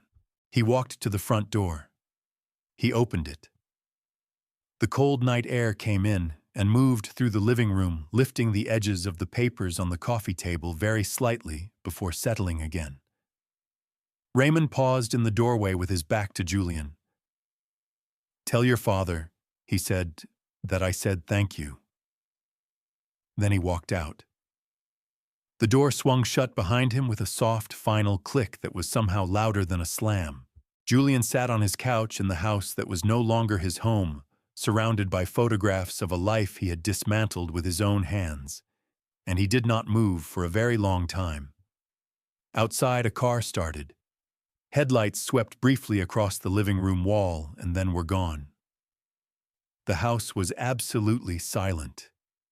And in that silence, Julian Sterling finally understood the full and irreversible weight of everything he had thrown away. The back porch of my house faces east, which means it catches the first light in the morning and holds the dark longest in the evening. I had always liked that about it. Helen had always liked it too, for different reasons. She said it made the evenings feel longer, like the day was reluctant to give up and go home. I sat in her chair with an empty bourbon glass, and I looked out at the dark shape of the mountains against the slightly less dark shape of the sky, and I waited for the phone to ring. It rang at 8:17. Not Julian. Clara. I picked up on the first ring. Clara. Dad. Her voice was thick and wet, and very young sounding the way voices get when the crying has been going on long enough that the throat gives up trying to recover between waves. She had never called me Dad before tonight. She had always called me Arthur from the very first Sunday dinner Julian had brought her to, when she had shaken my hand at the door with those serious brown eyes and said it was nice to meet me, Arthur, and I had decided on the spot that my son had done considerably better than he deserved. Dad, She stopped, took a breath that shuddered all the way in and all the way out. I don't know what to say to you right now. You don't have to say anything, I said. I have been sitting in my sister's kitchen for the past hour reading that folder, and I keep thinking I must have misread something because it cannot possibly. She stopped again. I heard her pressing her hand over her mouth the way people do when they are trying to hold something that is determined to come out. 2 years, Arthur. 2 years and 4 months. And the money. Our money. Lily's money. I know, I said. Did you know before October? She asked, and her voice was very careful when she asked it, careful in the way of someone who needs the answer to be a specific thing and is terrified it will not be. No, I said. I found out the same day I called Doyle. The 3rd Tuesday of October. I did not know a single thing before that morning. She exhaled, a long, shaking release of breath. Okay, she said softly. Okay. I believe you. Oh, Clara, I said. I need you to call Harlan Finch tomorrow morning. First thing. He is expecting to hear from you, and he is ready to move on your behalf. He is the best there is, and he is already up to speed on everything. I will, she said. Arthur, I have to ask you something. Ask. Why did you wait? Why didn't you just come to me directly when you found out? I had been expecting this question. I had been turning the answer over in my mind for 3 weeks, and I still was not entirely sure I had it right. Because if I had come to you first, I said slowly, you would have confronted Julian before we had the full picture. He would have had time to move, money, destroy records, get his story straight. By the time a lawyer got involved, the evidence would have been compromised, and you would have been fighting from behind. I paused. I needed to build the case before I brought it to the people it belonged to. Not because you could not handle the truth, because you deserved the truth with armor around it. The silence on the other end of the line lasted a long time. Lily asked me tonight why we were staying at Aunt Susan's, Clara said finally. I told her it was an adventure. She said okay, and asked if she could have ice cream for breakfast tomorrow, and I said yes, and she thought that was the best thing that had ever happened to her. Her voice broke on the last word, and she laughed at the same time, that particular broken laugh that only exists at the intersection of grief and love. She has no idea, Arthur. She is just eating ice cream and sleeping with Gerald, and she has absolutely no idea. My throat closed. She is going to be fine, I said, and I meant it with every part of myself that still knew how to mean things. She has you, and she has me.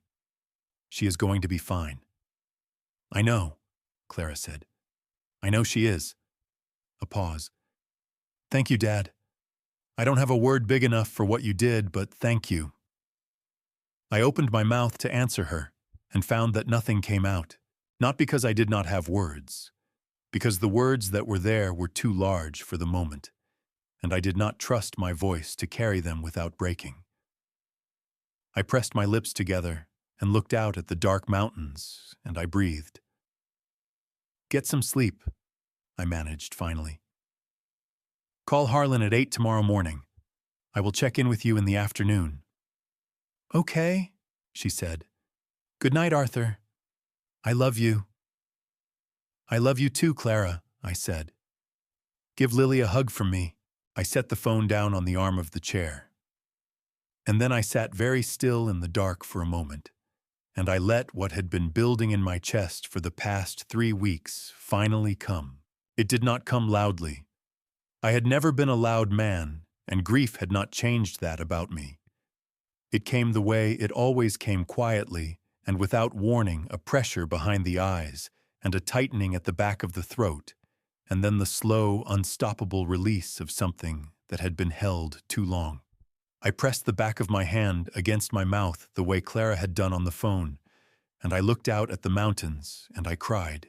Not for myself, not for what Julian had done to me or to the family I had tried to build.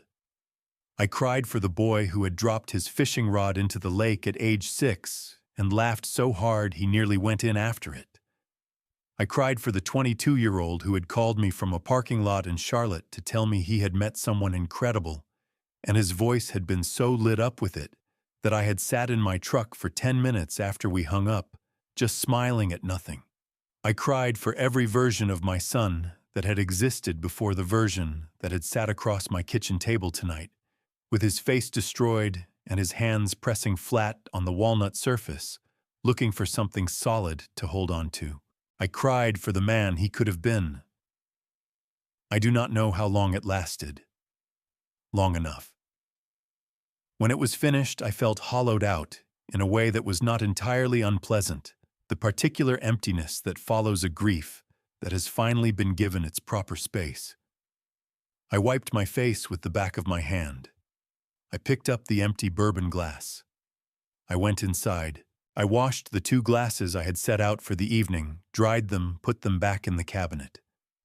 I straightened the kitchen chairs. I turned off the lights one by one, moving through the house the way I moved through it every night. Room by room, the same circuit I had walked alone for 6 years. I went to bed. I lay in the dark, with my hands folded on my chest, and I thought about Clara sitting in her sister's kitchen.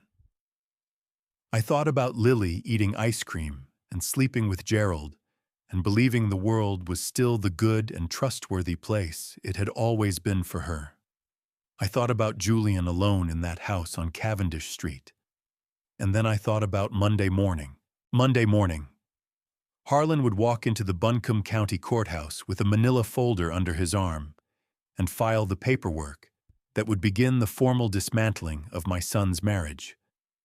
The machinery of consequence would begin to turn slowly at first, and then with gathering momentum the way those things always turned. There would be hearings and depositions and arguments about property and custody schedules and the division of a shared life into its component parts. It would be long, and it would be hard, and it would cost everyone involved more than they could currently calculate. But it would be honest. And honesty, in my experience, was the only foundation anything worth keeping had ever been built on. I closed my eyes. Outside, the wind moved through the dogwood tree in the yard, a sound like the turning of many small pages, and I let it carry me down into the first real sleep I had gotten in 3 weeks. The Buncombe County Courthouse smelled the same way it had always smelled, like old paper and floor wax, and the particular institutional neutrality of a building that has absorbed decades of human desperation without taking sides. I had spent the better part of 35 years in buildings like this one, and the smell had never bothered me. That morning in June, walking down the third-floor hallway toward courtroom 7 with Harlan Finch at my side and Clara 2 steps behind us, it hit me differently than it used to. It smelled like the end of something. Clara had dressed carefully for the hearing. Dark navy blazer. Her hair pulled back, the kind of quiet, composed appearance that said, "I am someone who takes this seriously," without saying I am someone who is falling apart. She had lost weight over the 8 months since October, not dramatically, but enough that the blazer sat slightly differently than it would have a year ago.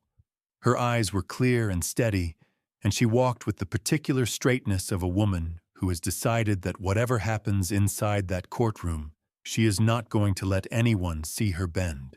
I was proud of her in a way that had no adequate expression.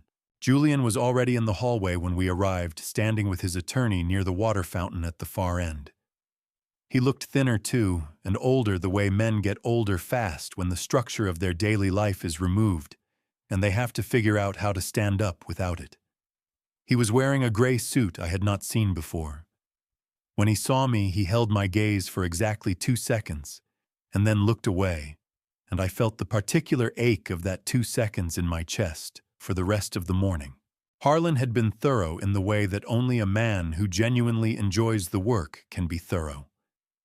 He had organized the documentation into a presentation that moved from the photographic evidence to the financial records to the legal argument with the clean, relentless logic of someone who has spent 40 years learning exactly how much rope to give the other side before pulling it taut.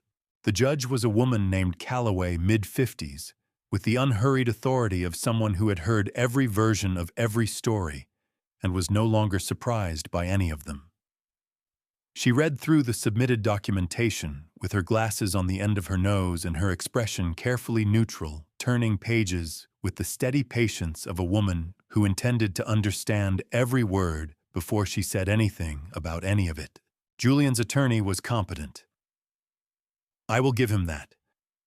He stood up and argued that the financial transfers had been for legitimate business purposes, that the consulting fees paid to Vance Custom Build represented real work performed, that the documentation had been obtained through a process that bordered on harassment of his client. He made the arguments with a straight face and reasonable fluency, and I sat in the gallery and watched him make them and thought about how many times I had sat on the other side of exactly this kind of presentation, watching a defense attorney argue against evidence that did not have another interpretation, and knowing that he knew it too. Harlan let him finish. Then Harlan stood up and spent 40 minutes methodically dismantling every argument that had just been made. He presented the subcontractor statements that confirmed no consulting work had been performed by Vance Custom Build for the Sterling household during the period in question. He presented the testimony of a forensic accountant who had traced the movement of $60,000 from the joint account through 3 separate transactions to Victoria Vance's personal checking account. He presented the hotel receipts alongside the corresponding bank withdrawals that matched them to the penny. He presented the timeline of the affair alongside the timeline of the financial transfers and demonstrated with the kind of calm, methodical precision that good lawyers reserve for the moments when the evidence does not need decoration that the two were not coincidental. The dissipation of marital assets in this case, Harlan said, turning to face Judge Calloway directly, was not a single impulsive act. It was a sustained, deliberate campaign conducted over 18 months, carefully structured to avoid detection and executed with a sophistication that speaks to premeditation rather than passion. The court should treat it accordingly. Judge Calloway looked at Julian's attorney over the top of her glasses. Julian's attorney did not have anything left to say. The custody portion of the hearing was the part I had been dreading most. Julian's attorney tried to argue that his client was a devoted father, that his personal failings had no bearing on his parenting, that primary physical custody should remain with both parents equally. He called Julian to the stand, and Julian sat there in the witness chair and answered questions about Lily's school schedule and her medical appointments and her favorite books with a genuine knowledge and a genuine grief that made the gallery very quiet. I watched my son on that stand, and I thought about every version of him I had ever known. And I did not feel triumph, not even close to triumph. I felt the particular exhausted sorrow of a man who has done the right thing and discovered that doing the right thing does not feel the way you expect it to feel when it is someone you love who is paying the price. Harlan cross-examined Julian for 22 minutes. He did not raise his voice once. He simply walked Julian through the timeline of the affair month by month and asked him at each interval where Lily had been, who had been caring for her, what Clara had been doing while Julian was in Pigeon Forge or Gatlinburg or Bristol with another woman. He asked Julian whether during the 18 months he had been systematically removing money from the joint account he had ever considered what that money was supposed to be for. He asked Julian whether he had told a single person the truth about any of it at any point during 2 years and 4 months. Julian answered every question honestly. I will give him that too. When it was over, Judge Calloway took 40 minutes in chambers before she came back. Primary physical custody to Clara Sterling. Every other weekend, visitation to Julian Sterling with conditions including mandatory participation in a family counseling program. Property settlement adjusted to reflect the $60,000 in dissipated marital assets, credited entirely to Clara's side of the ledger. The marital home to Clara with Julian to receive a reduced share of the retirement account in recognition of the asset dissipation finding. Julian sat very still when the judgment was read. He did not react visibly. He just sat there with his hands flat on the table in front of him and his eyes forward and his jaw set. And I recognized the posture because it was the same posture I had seen on him the night before at my kitchen table, the posture of a man using every available resource just to stay upright. When the session was adjourned, he stood and shook his attorney's hand and walked toward the door without looking at me or at Clara. He walked the way a man walks when he is holding himself together with the understanding that he can fall apart later somewhere private where no one who matters can see.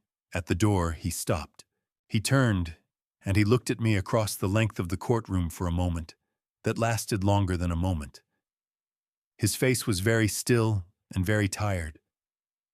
Then he nodded once, a small, barely perceptible thing, and walked out.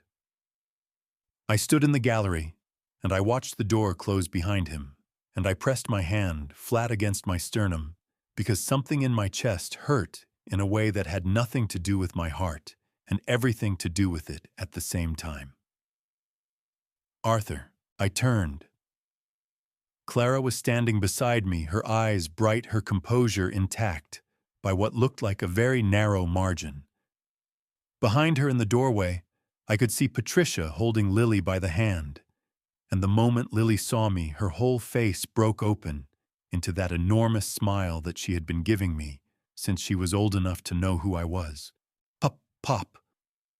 She pulled free of Patricia's hand and ran across the marble floor toward me with her arms out and her dark braids flying and her small shoes making an enormous amount of noise for someone so little. I crouched down, ignoring everything my hip had to say about that, and I caught her, and I held her against my chest, and I pressed my face into her hair, and I breathed. She smelled like the strawberry shampoo Clara always bought her. She felt like the whole reason any of it had been worth doing.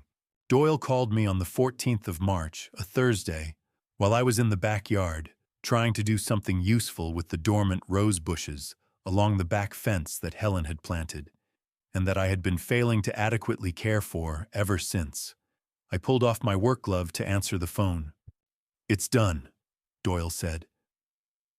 Vance Custom Build filed for Chapter 7 bankruptcy this morning. The judge signed the order at 9:45. The equipment gets liquidated, the shop lease gets terminated, and the subcontractors who have been waiting 18 months to get paid will get somewhere between 30 and 40 cents on the dollar if they are lucky.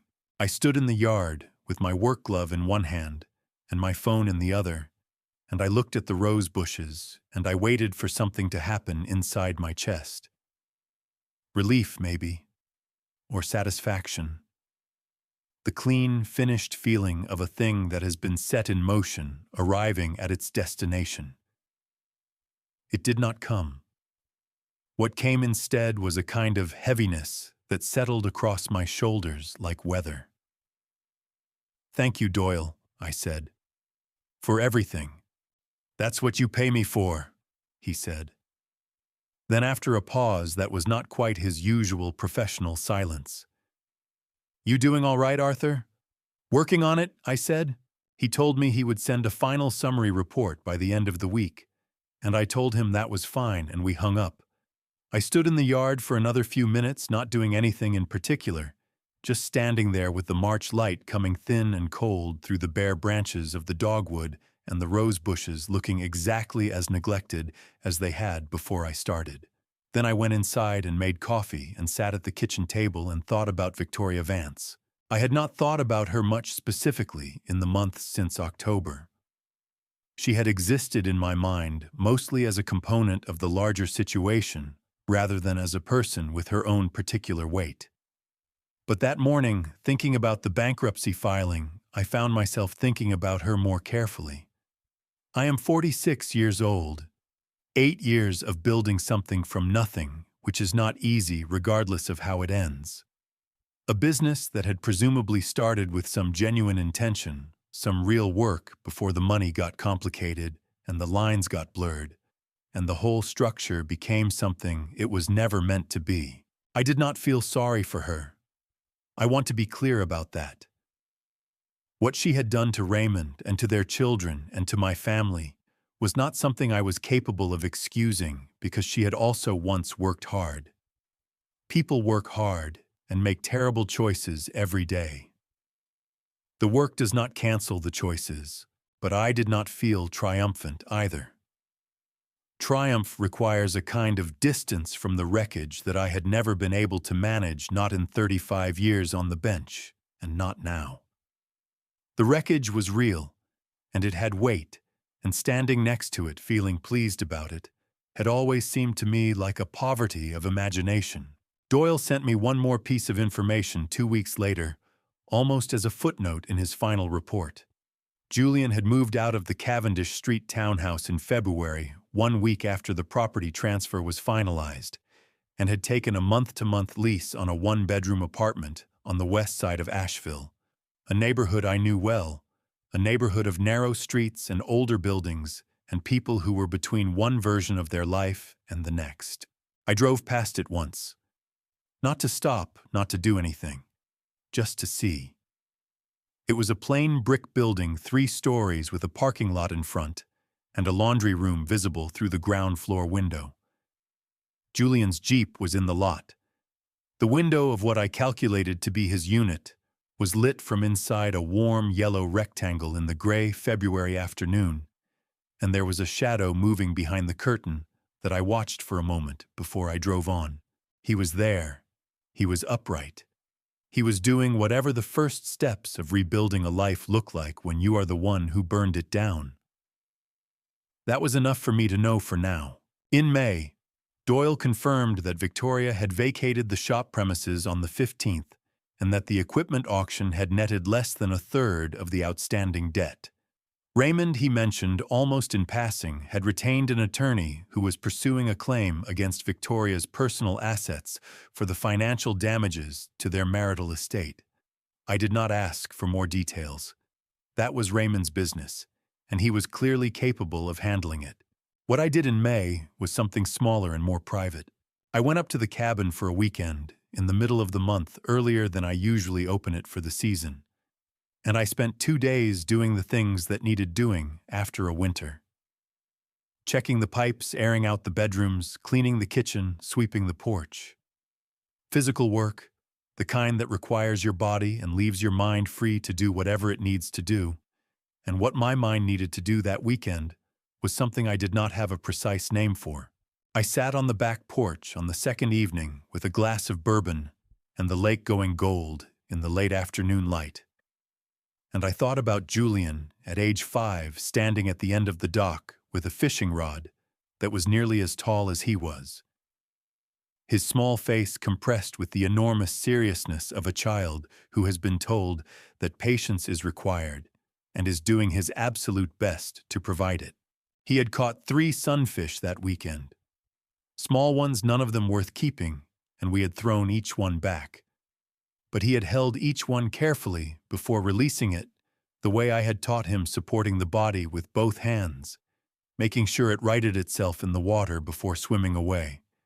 He had watched each one go with the same expression, something between satisfaction and wistfulness, the expression of someone who is learning that some things are better released than kept. I had thought, watching him that day, that he was going to be a good man. I still believed that.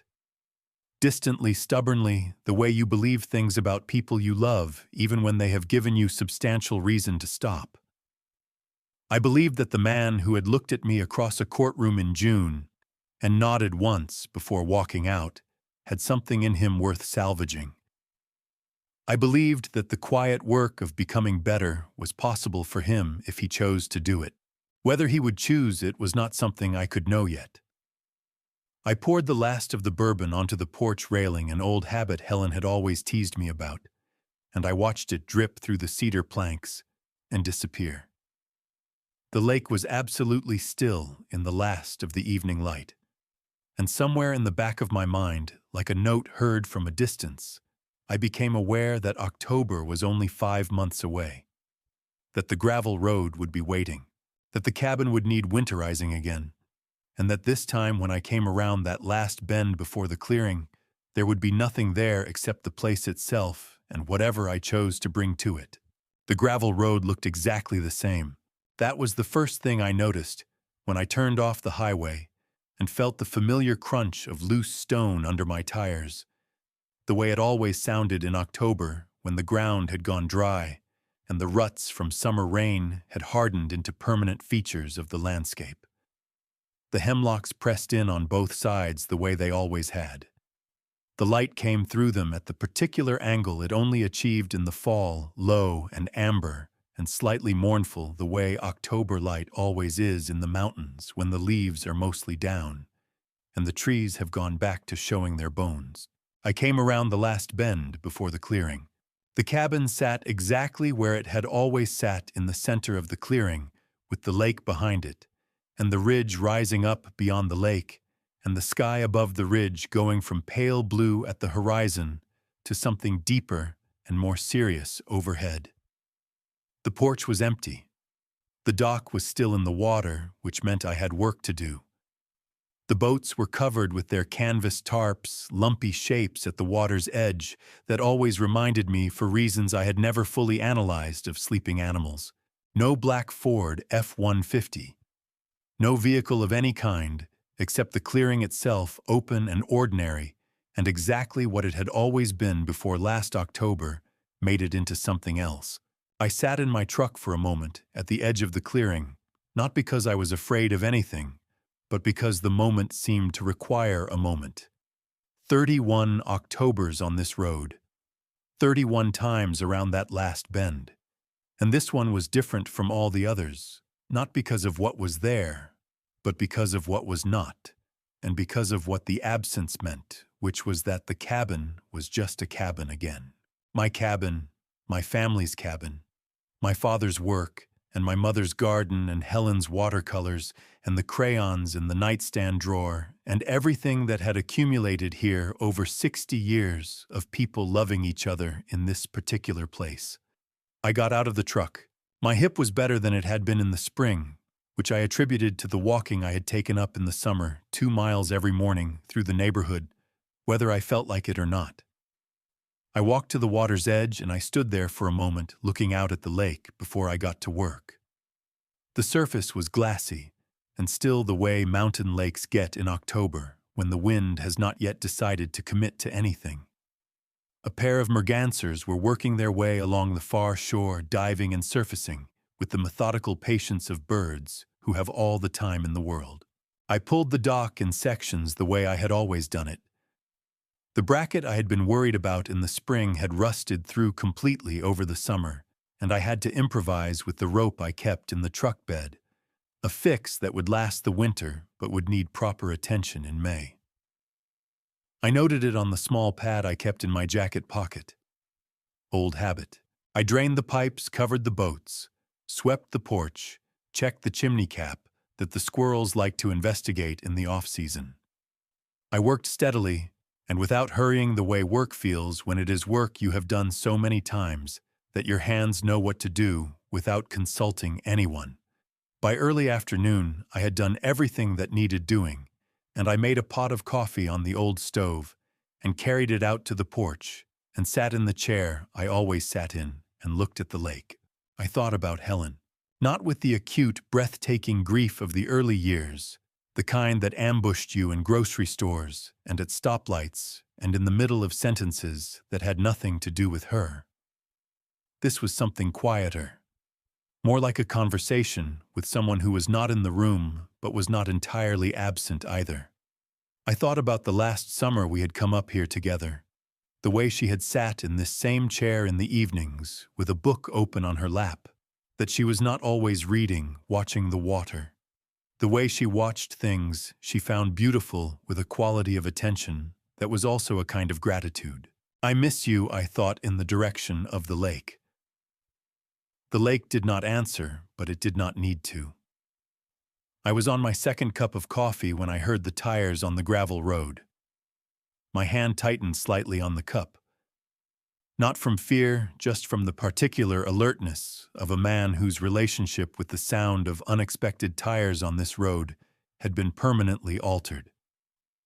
I set the cup down on the porch railing and I waited. The car that came around the last bend was a white Honda Civic, Clara's car. She pulled up beside my truck and stopped, and the passenger door flew open before she had fully cut the engine, and Lily came out of that car like something launched, a blur of dark braids and bright yellow jacket and small boots hitting the gravel at a run, already calling my name before she had fully cleared the door. Pop, pop, pop, pop, we surprised you. Didn't we? Did we surprise you? Mom said you wouldn't know we were coming, and I couldn't tell anyone. I kept the secret for 2 whole weeks. Did you know I kept a secret for 2 whole weeks? She hit me at approximately the speed of a determined small person who has been sitting in a car for 2 hours and has strong feelings about it. I caught her and pulled her up into my arms, and she wrapped her legs around my waist and her arms around my neck and pressed her cold cheek against mine, and I held on. You surprised me, I said, and my voice came out rougher than I intended. You completely surprised me. I told you, Lily said triumphantly, craning her neck to look back at Clara, who was walking toward the porch with a smile that reached all the way up. Mom, I told you he wouldn't know. You were absolutely right, Clara said. She came up the porch steps and leaned in and kissed my cheek and squeezed my arm and looked at me with those clear brown eyes that had seen too much in the past year and had somehow come out steadier for it. Hi, Dad. Hi, sweetheart, I said. You didn't have to drive all the way up here. We wanted to, she said simply. Lily has been asking to see the cabin since August, and I thought. She paused and looked out at the lake. I thought it was time to come back. Make some new memories here. I set Lily down, and she immediately ran to the water's edge to investigate something she had spotted on the dock. Her boots loud on the wooden planks, her voice carrying back to us, in fragments of observation, about a very interesting stick and a possible frog situation that required immediate attention. Clara and I stood on the porch and watched her. How are you doing? Clara asked. Really? Better, I said. Getting there. I looked at her. You, same, she said. Getting there. She tucked her hands into her jacket pockets and tilted her face up toward the afternoon sun, closing her eyes for a moment, the way people do when they are testing whether warmth still feels the way they remember it feeling. "It's beautiful up here." "It always has been," I said. Pop, pop. Lily's voice carried across the water with the effortless projection of a child who has never once doubted that the world wanted to hear what she had to say.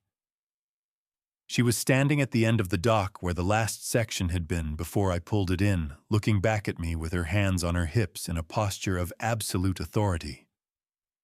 "Pop, pop, why is the dock only halfway? Did something break? Can we fix it? I can help fix things." "We'll look at it together," I called back. She nodded with great seriousness and turned back to her investigation. I looked out at the lake, at the mergansers still working their way along the far shore, at the light going golden on the water, at my granddaughter standing at the end of the dock with her dark braids and her yellow jacket, and her complete and utterly undiminished conviction that the world was a place worth paying close attention to. And then something happened in my face that I had not felt in a very long time. I smiled. Not a polite smile, not the careful social smile of a man managing an impression. A real one, the kind that starts somewhere below the ribs and arrives on the face without asking permission. The kind that Helen used to say made me look like the version of myself she liked best. It felt like something coming home. We built the fire in the stone ring my father had laid in 1963, 20 feet from the water's edge in the spot where the ground leveled out between the cabin and the lake. I had built fires in that ring every October for as long as I could remember, usually alone, usually in silence, the fire serving the purpose that fires serve for people who are working something out, without quite knowing what it is. That evening, it served a different purpose entirely. Lily had appointed herself fire marshal with the seriousness of someone who takes newly acquired authority very seriously indeed. She had arranged the kindling in a configuration that she described as a log cabin, which she explained was the correct way to build a fire, because she had learned it in school, and her teacher had said so, and therefore it was settled. I had built fires for 50 years, but I was not going to argue with that logic. We built it her way. It caught on the second match, and she looked at me with an expression of profound vindication. "I told you," she said. "You told me, I agreed."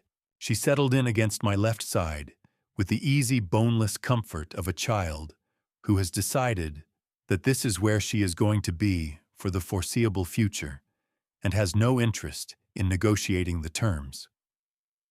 Within 20 minutes, her head had migrated from my shoulder to somewhere in the vicinity of my collarbone, and her breathing had gone slow and deep, and her eyes were doing the thing they did when she was fighting sleep, blinking long and slow like a lamp running low on oil.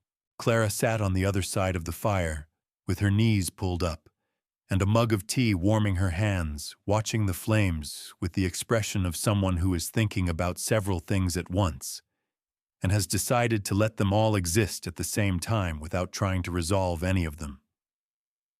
The lake behind her was black and still. The sky above the ridge had gone from deep blue to something that was almost purple, the last color before full dark, a color that only existed for about 10 minutes on clear October evenings, and that I had been watching for 31 years without ever getting tired of it. "She is almost out," Clara said softly, nodding toward Lily. "Give her 2 more minutes," I said. We sat in the comfortable quiet of people who have been through something together and have arrived collectively at the other side of it. Not the same people who went in. Something rearranged, something tested, and held something that had the particular solidity of a thing that has been pressured and did not break. Lily made a small sound in her sleep and burrowed deeper into my side. I put my arm around her and held her against me and looked at the fire.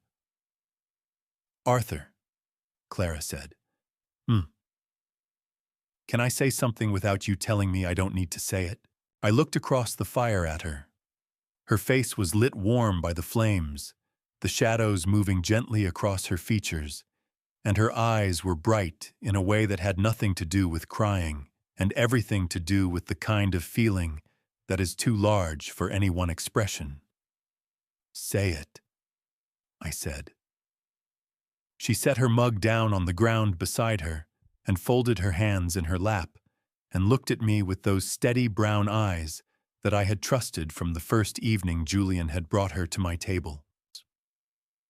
What you did, she said slowly, was not just about finding evidence or building a legal case or protecting assets.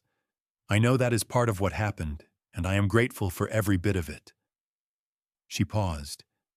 But what you really did was stand in the woods behind that cabin for 2 hours in the cold with a camera and a bad hip and a heart that was breaking, and you chose to protect me and Lily over your own pain, over your relationship with your son, over everything that would have been easier. Her voice was very steady and very quiet. I need you to know that I understand that. I need you to know that I will never forget it as long as I live. The fire crackled between us. A log shifted and sent a small shower of sparks up into the dark air, bright orange points rising and fading against the purple sky.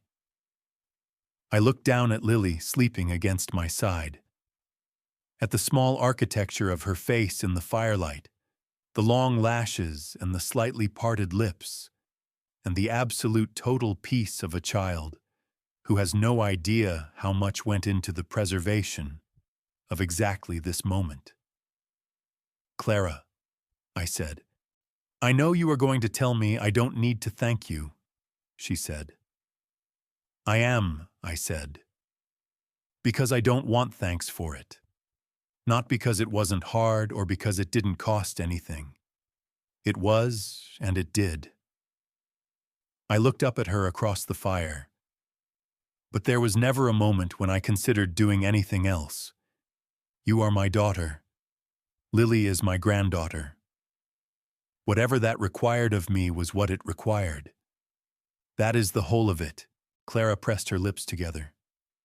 Her eyes went bright, and she blinked once hard, and then the steadiness came back. Helen would have done the same thing, she said softly, if it had been the other way around. That landed somewhere deep and stayed there. Yes, I said. She would have. She would have been considerably less patient about it than I was. Clara laughed a real laugh, the kind that comes up suddenly and cannot be prepared for. And it rang out across the water and faded into the dark, and the silence that followed it was the best kind of silence, the kind that comes after something genuine has been said and does not need to be filled. I thought about Julian, not with the acute grief of the winter months or the complicated sorrow of the courtroom. Something gentler than either of those. I thought about the man he had been before he became the man he had been, and I thought about the man he might still become if he chose to do the work. I thought about the apartment on the west side of Asheville with the warm yellow window and the shadow moving behind the curtain. I thought about all the versions of a person that exist simultaneously inside the person, you know, the best ones and the worst ones, and the ones that are still deciding which way to go. I was his father. That did not change because of what he had done. It did not become conditional on his behavior or dependent on his choices. It was simply true the way the cabin was simply true, the way the lake was simply true, the way the stone fire ring that my father had laid in 1963 was simply true. It was a fact about the world that existed independent of everything else.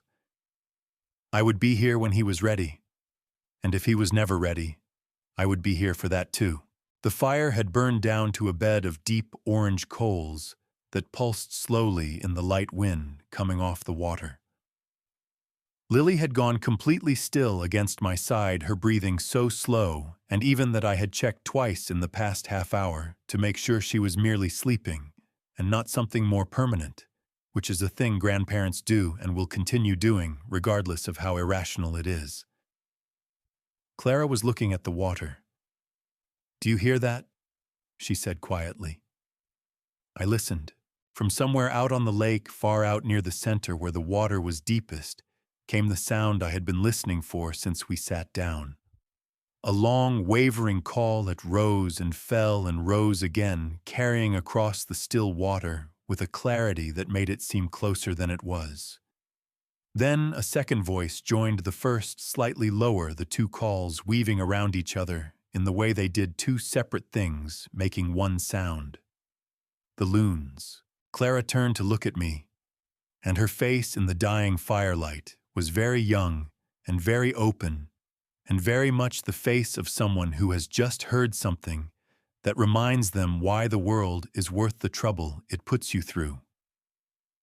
"Helen used to say that the sound was the lake talking," I said. "What does it say?" Clara asked. I looked out at the dark water where the loons were calling to each other in the October night, their voices carrying across everything that had happened, and everything that had not happened, and everything that was still in the process of becoming what it was going to be. "It says we're still here," I said. "That's all. We're still here." Lily stirred against my side. She did not wake, but she tightened her small arms around my waist in her sleep, the way children hold on to things they love, without knowing they are doing it. I have told you this family story, not because I am proud of every part of it, but because I think it deserves to be told honestly. If I am being truthful with myself, I was not always the man this story makes me sound like. I have made my own mistakes. I have chosen silence when I should have spoken, and spoken when I should have chosen silence. I have loved people imperfectly and expected perfection in return. So when I tell you, do not do what Julian did, please understand that I am also saying, do not do what I have done in my quieter, less dramatic failures either. The betrayals that destroy families are not always as visible as $60,000 on a bank statement. Sometimes they are smaller. Sometimes they are 1,000 small moments of not showing up fully for the people who needed you there. What I know after everything this family story has put us through is this: the truth is not your enemy. Hiding from it is. I believe, and I have believed since I was young enough to first understand it, that God does not give us more than we can carry. He gave me this. I carried it. And on the other side of it, there is a 7-year-old girl who builds fires the right way and asks excellent questions about loons. That is enough. That has always been enough. If these grandpa stories have meant something to you, today share this with someone who needs to hear it. Leave a comment below and tell me what stayed with you.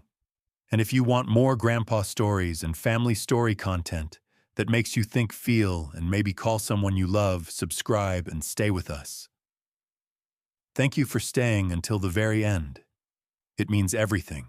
And one final note: the stories ahead contain some fictional elements crafted for reflection and education. If that is not the content for you, no hard feelings at all. Step away and find what serves you better. But for those of you still here, I will see you in the next one.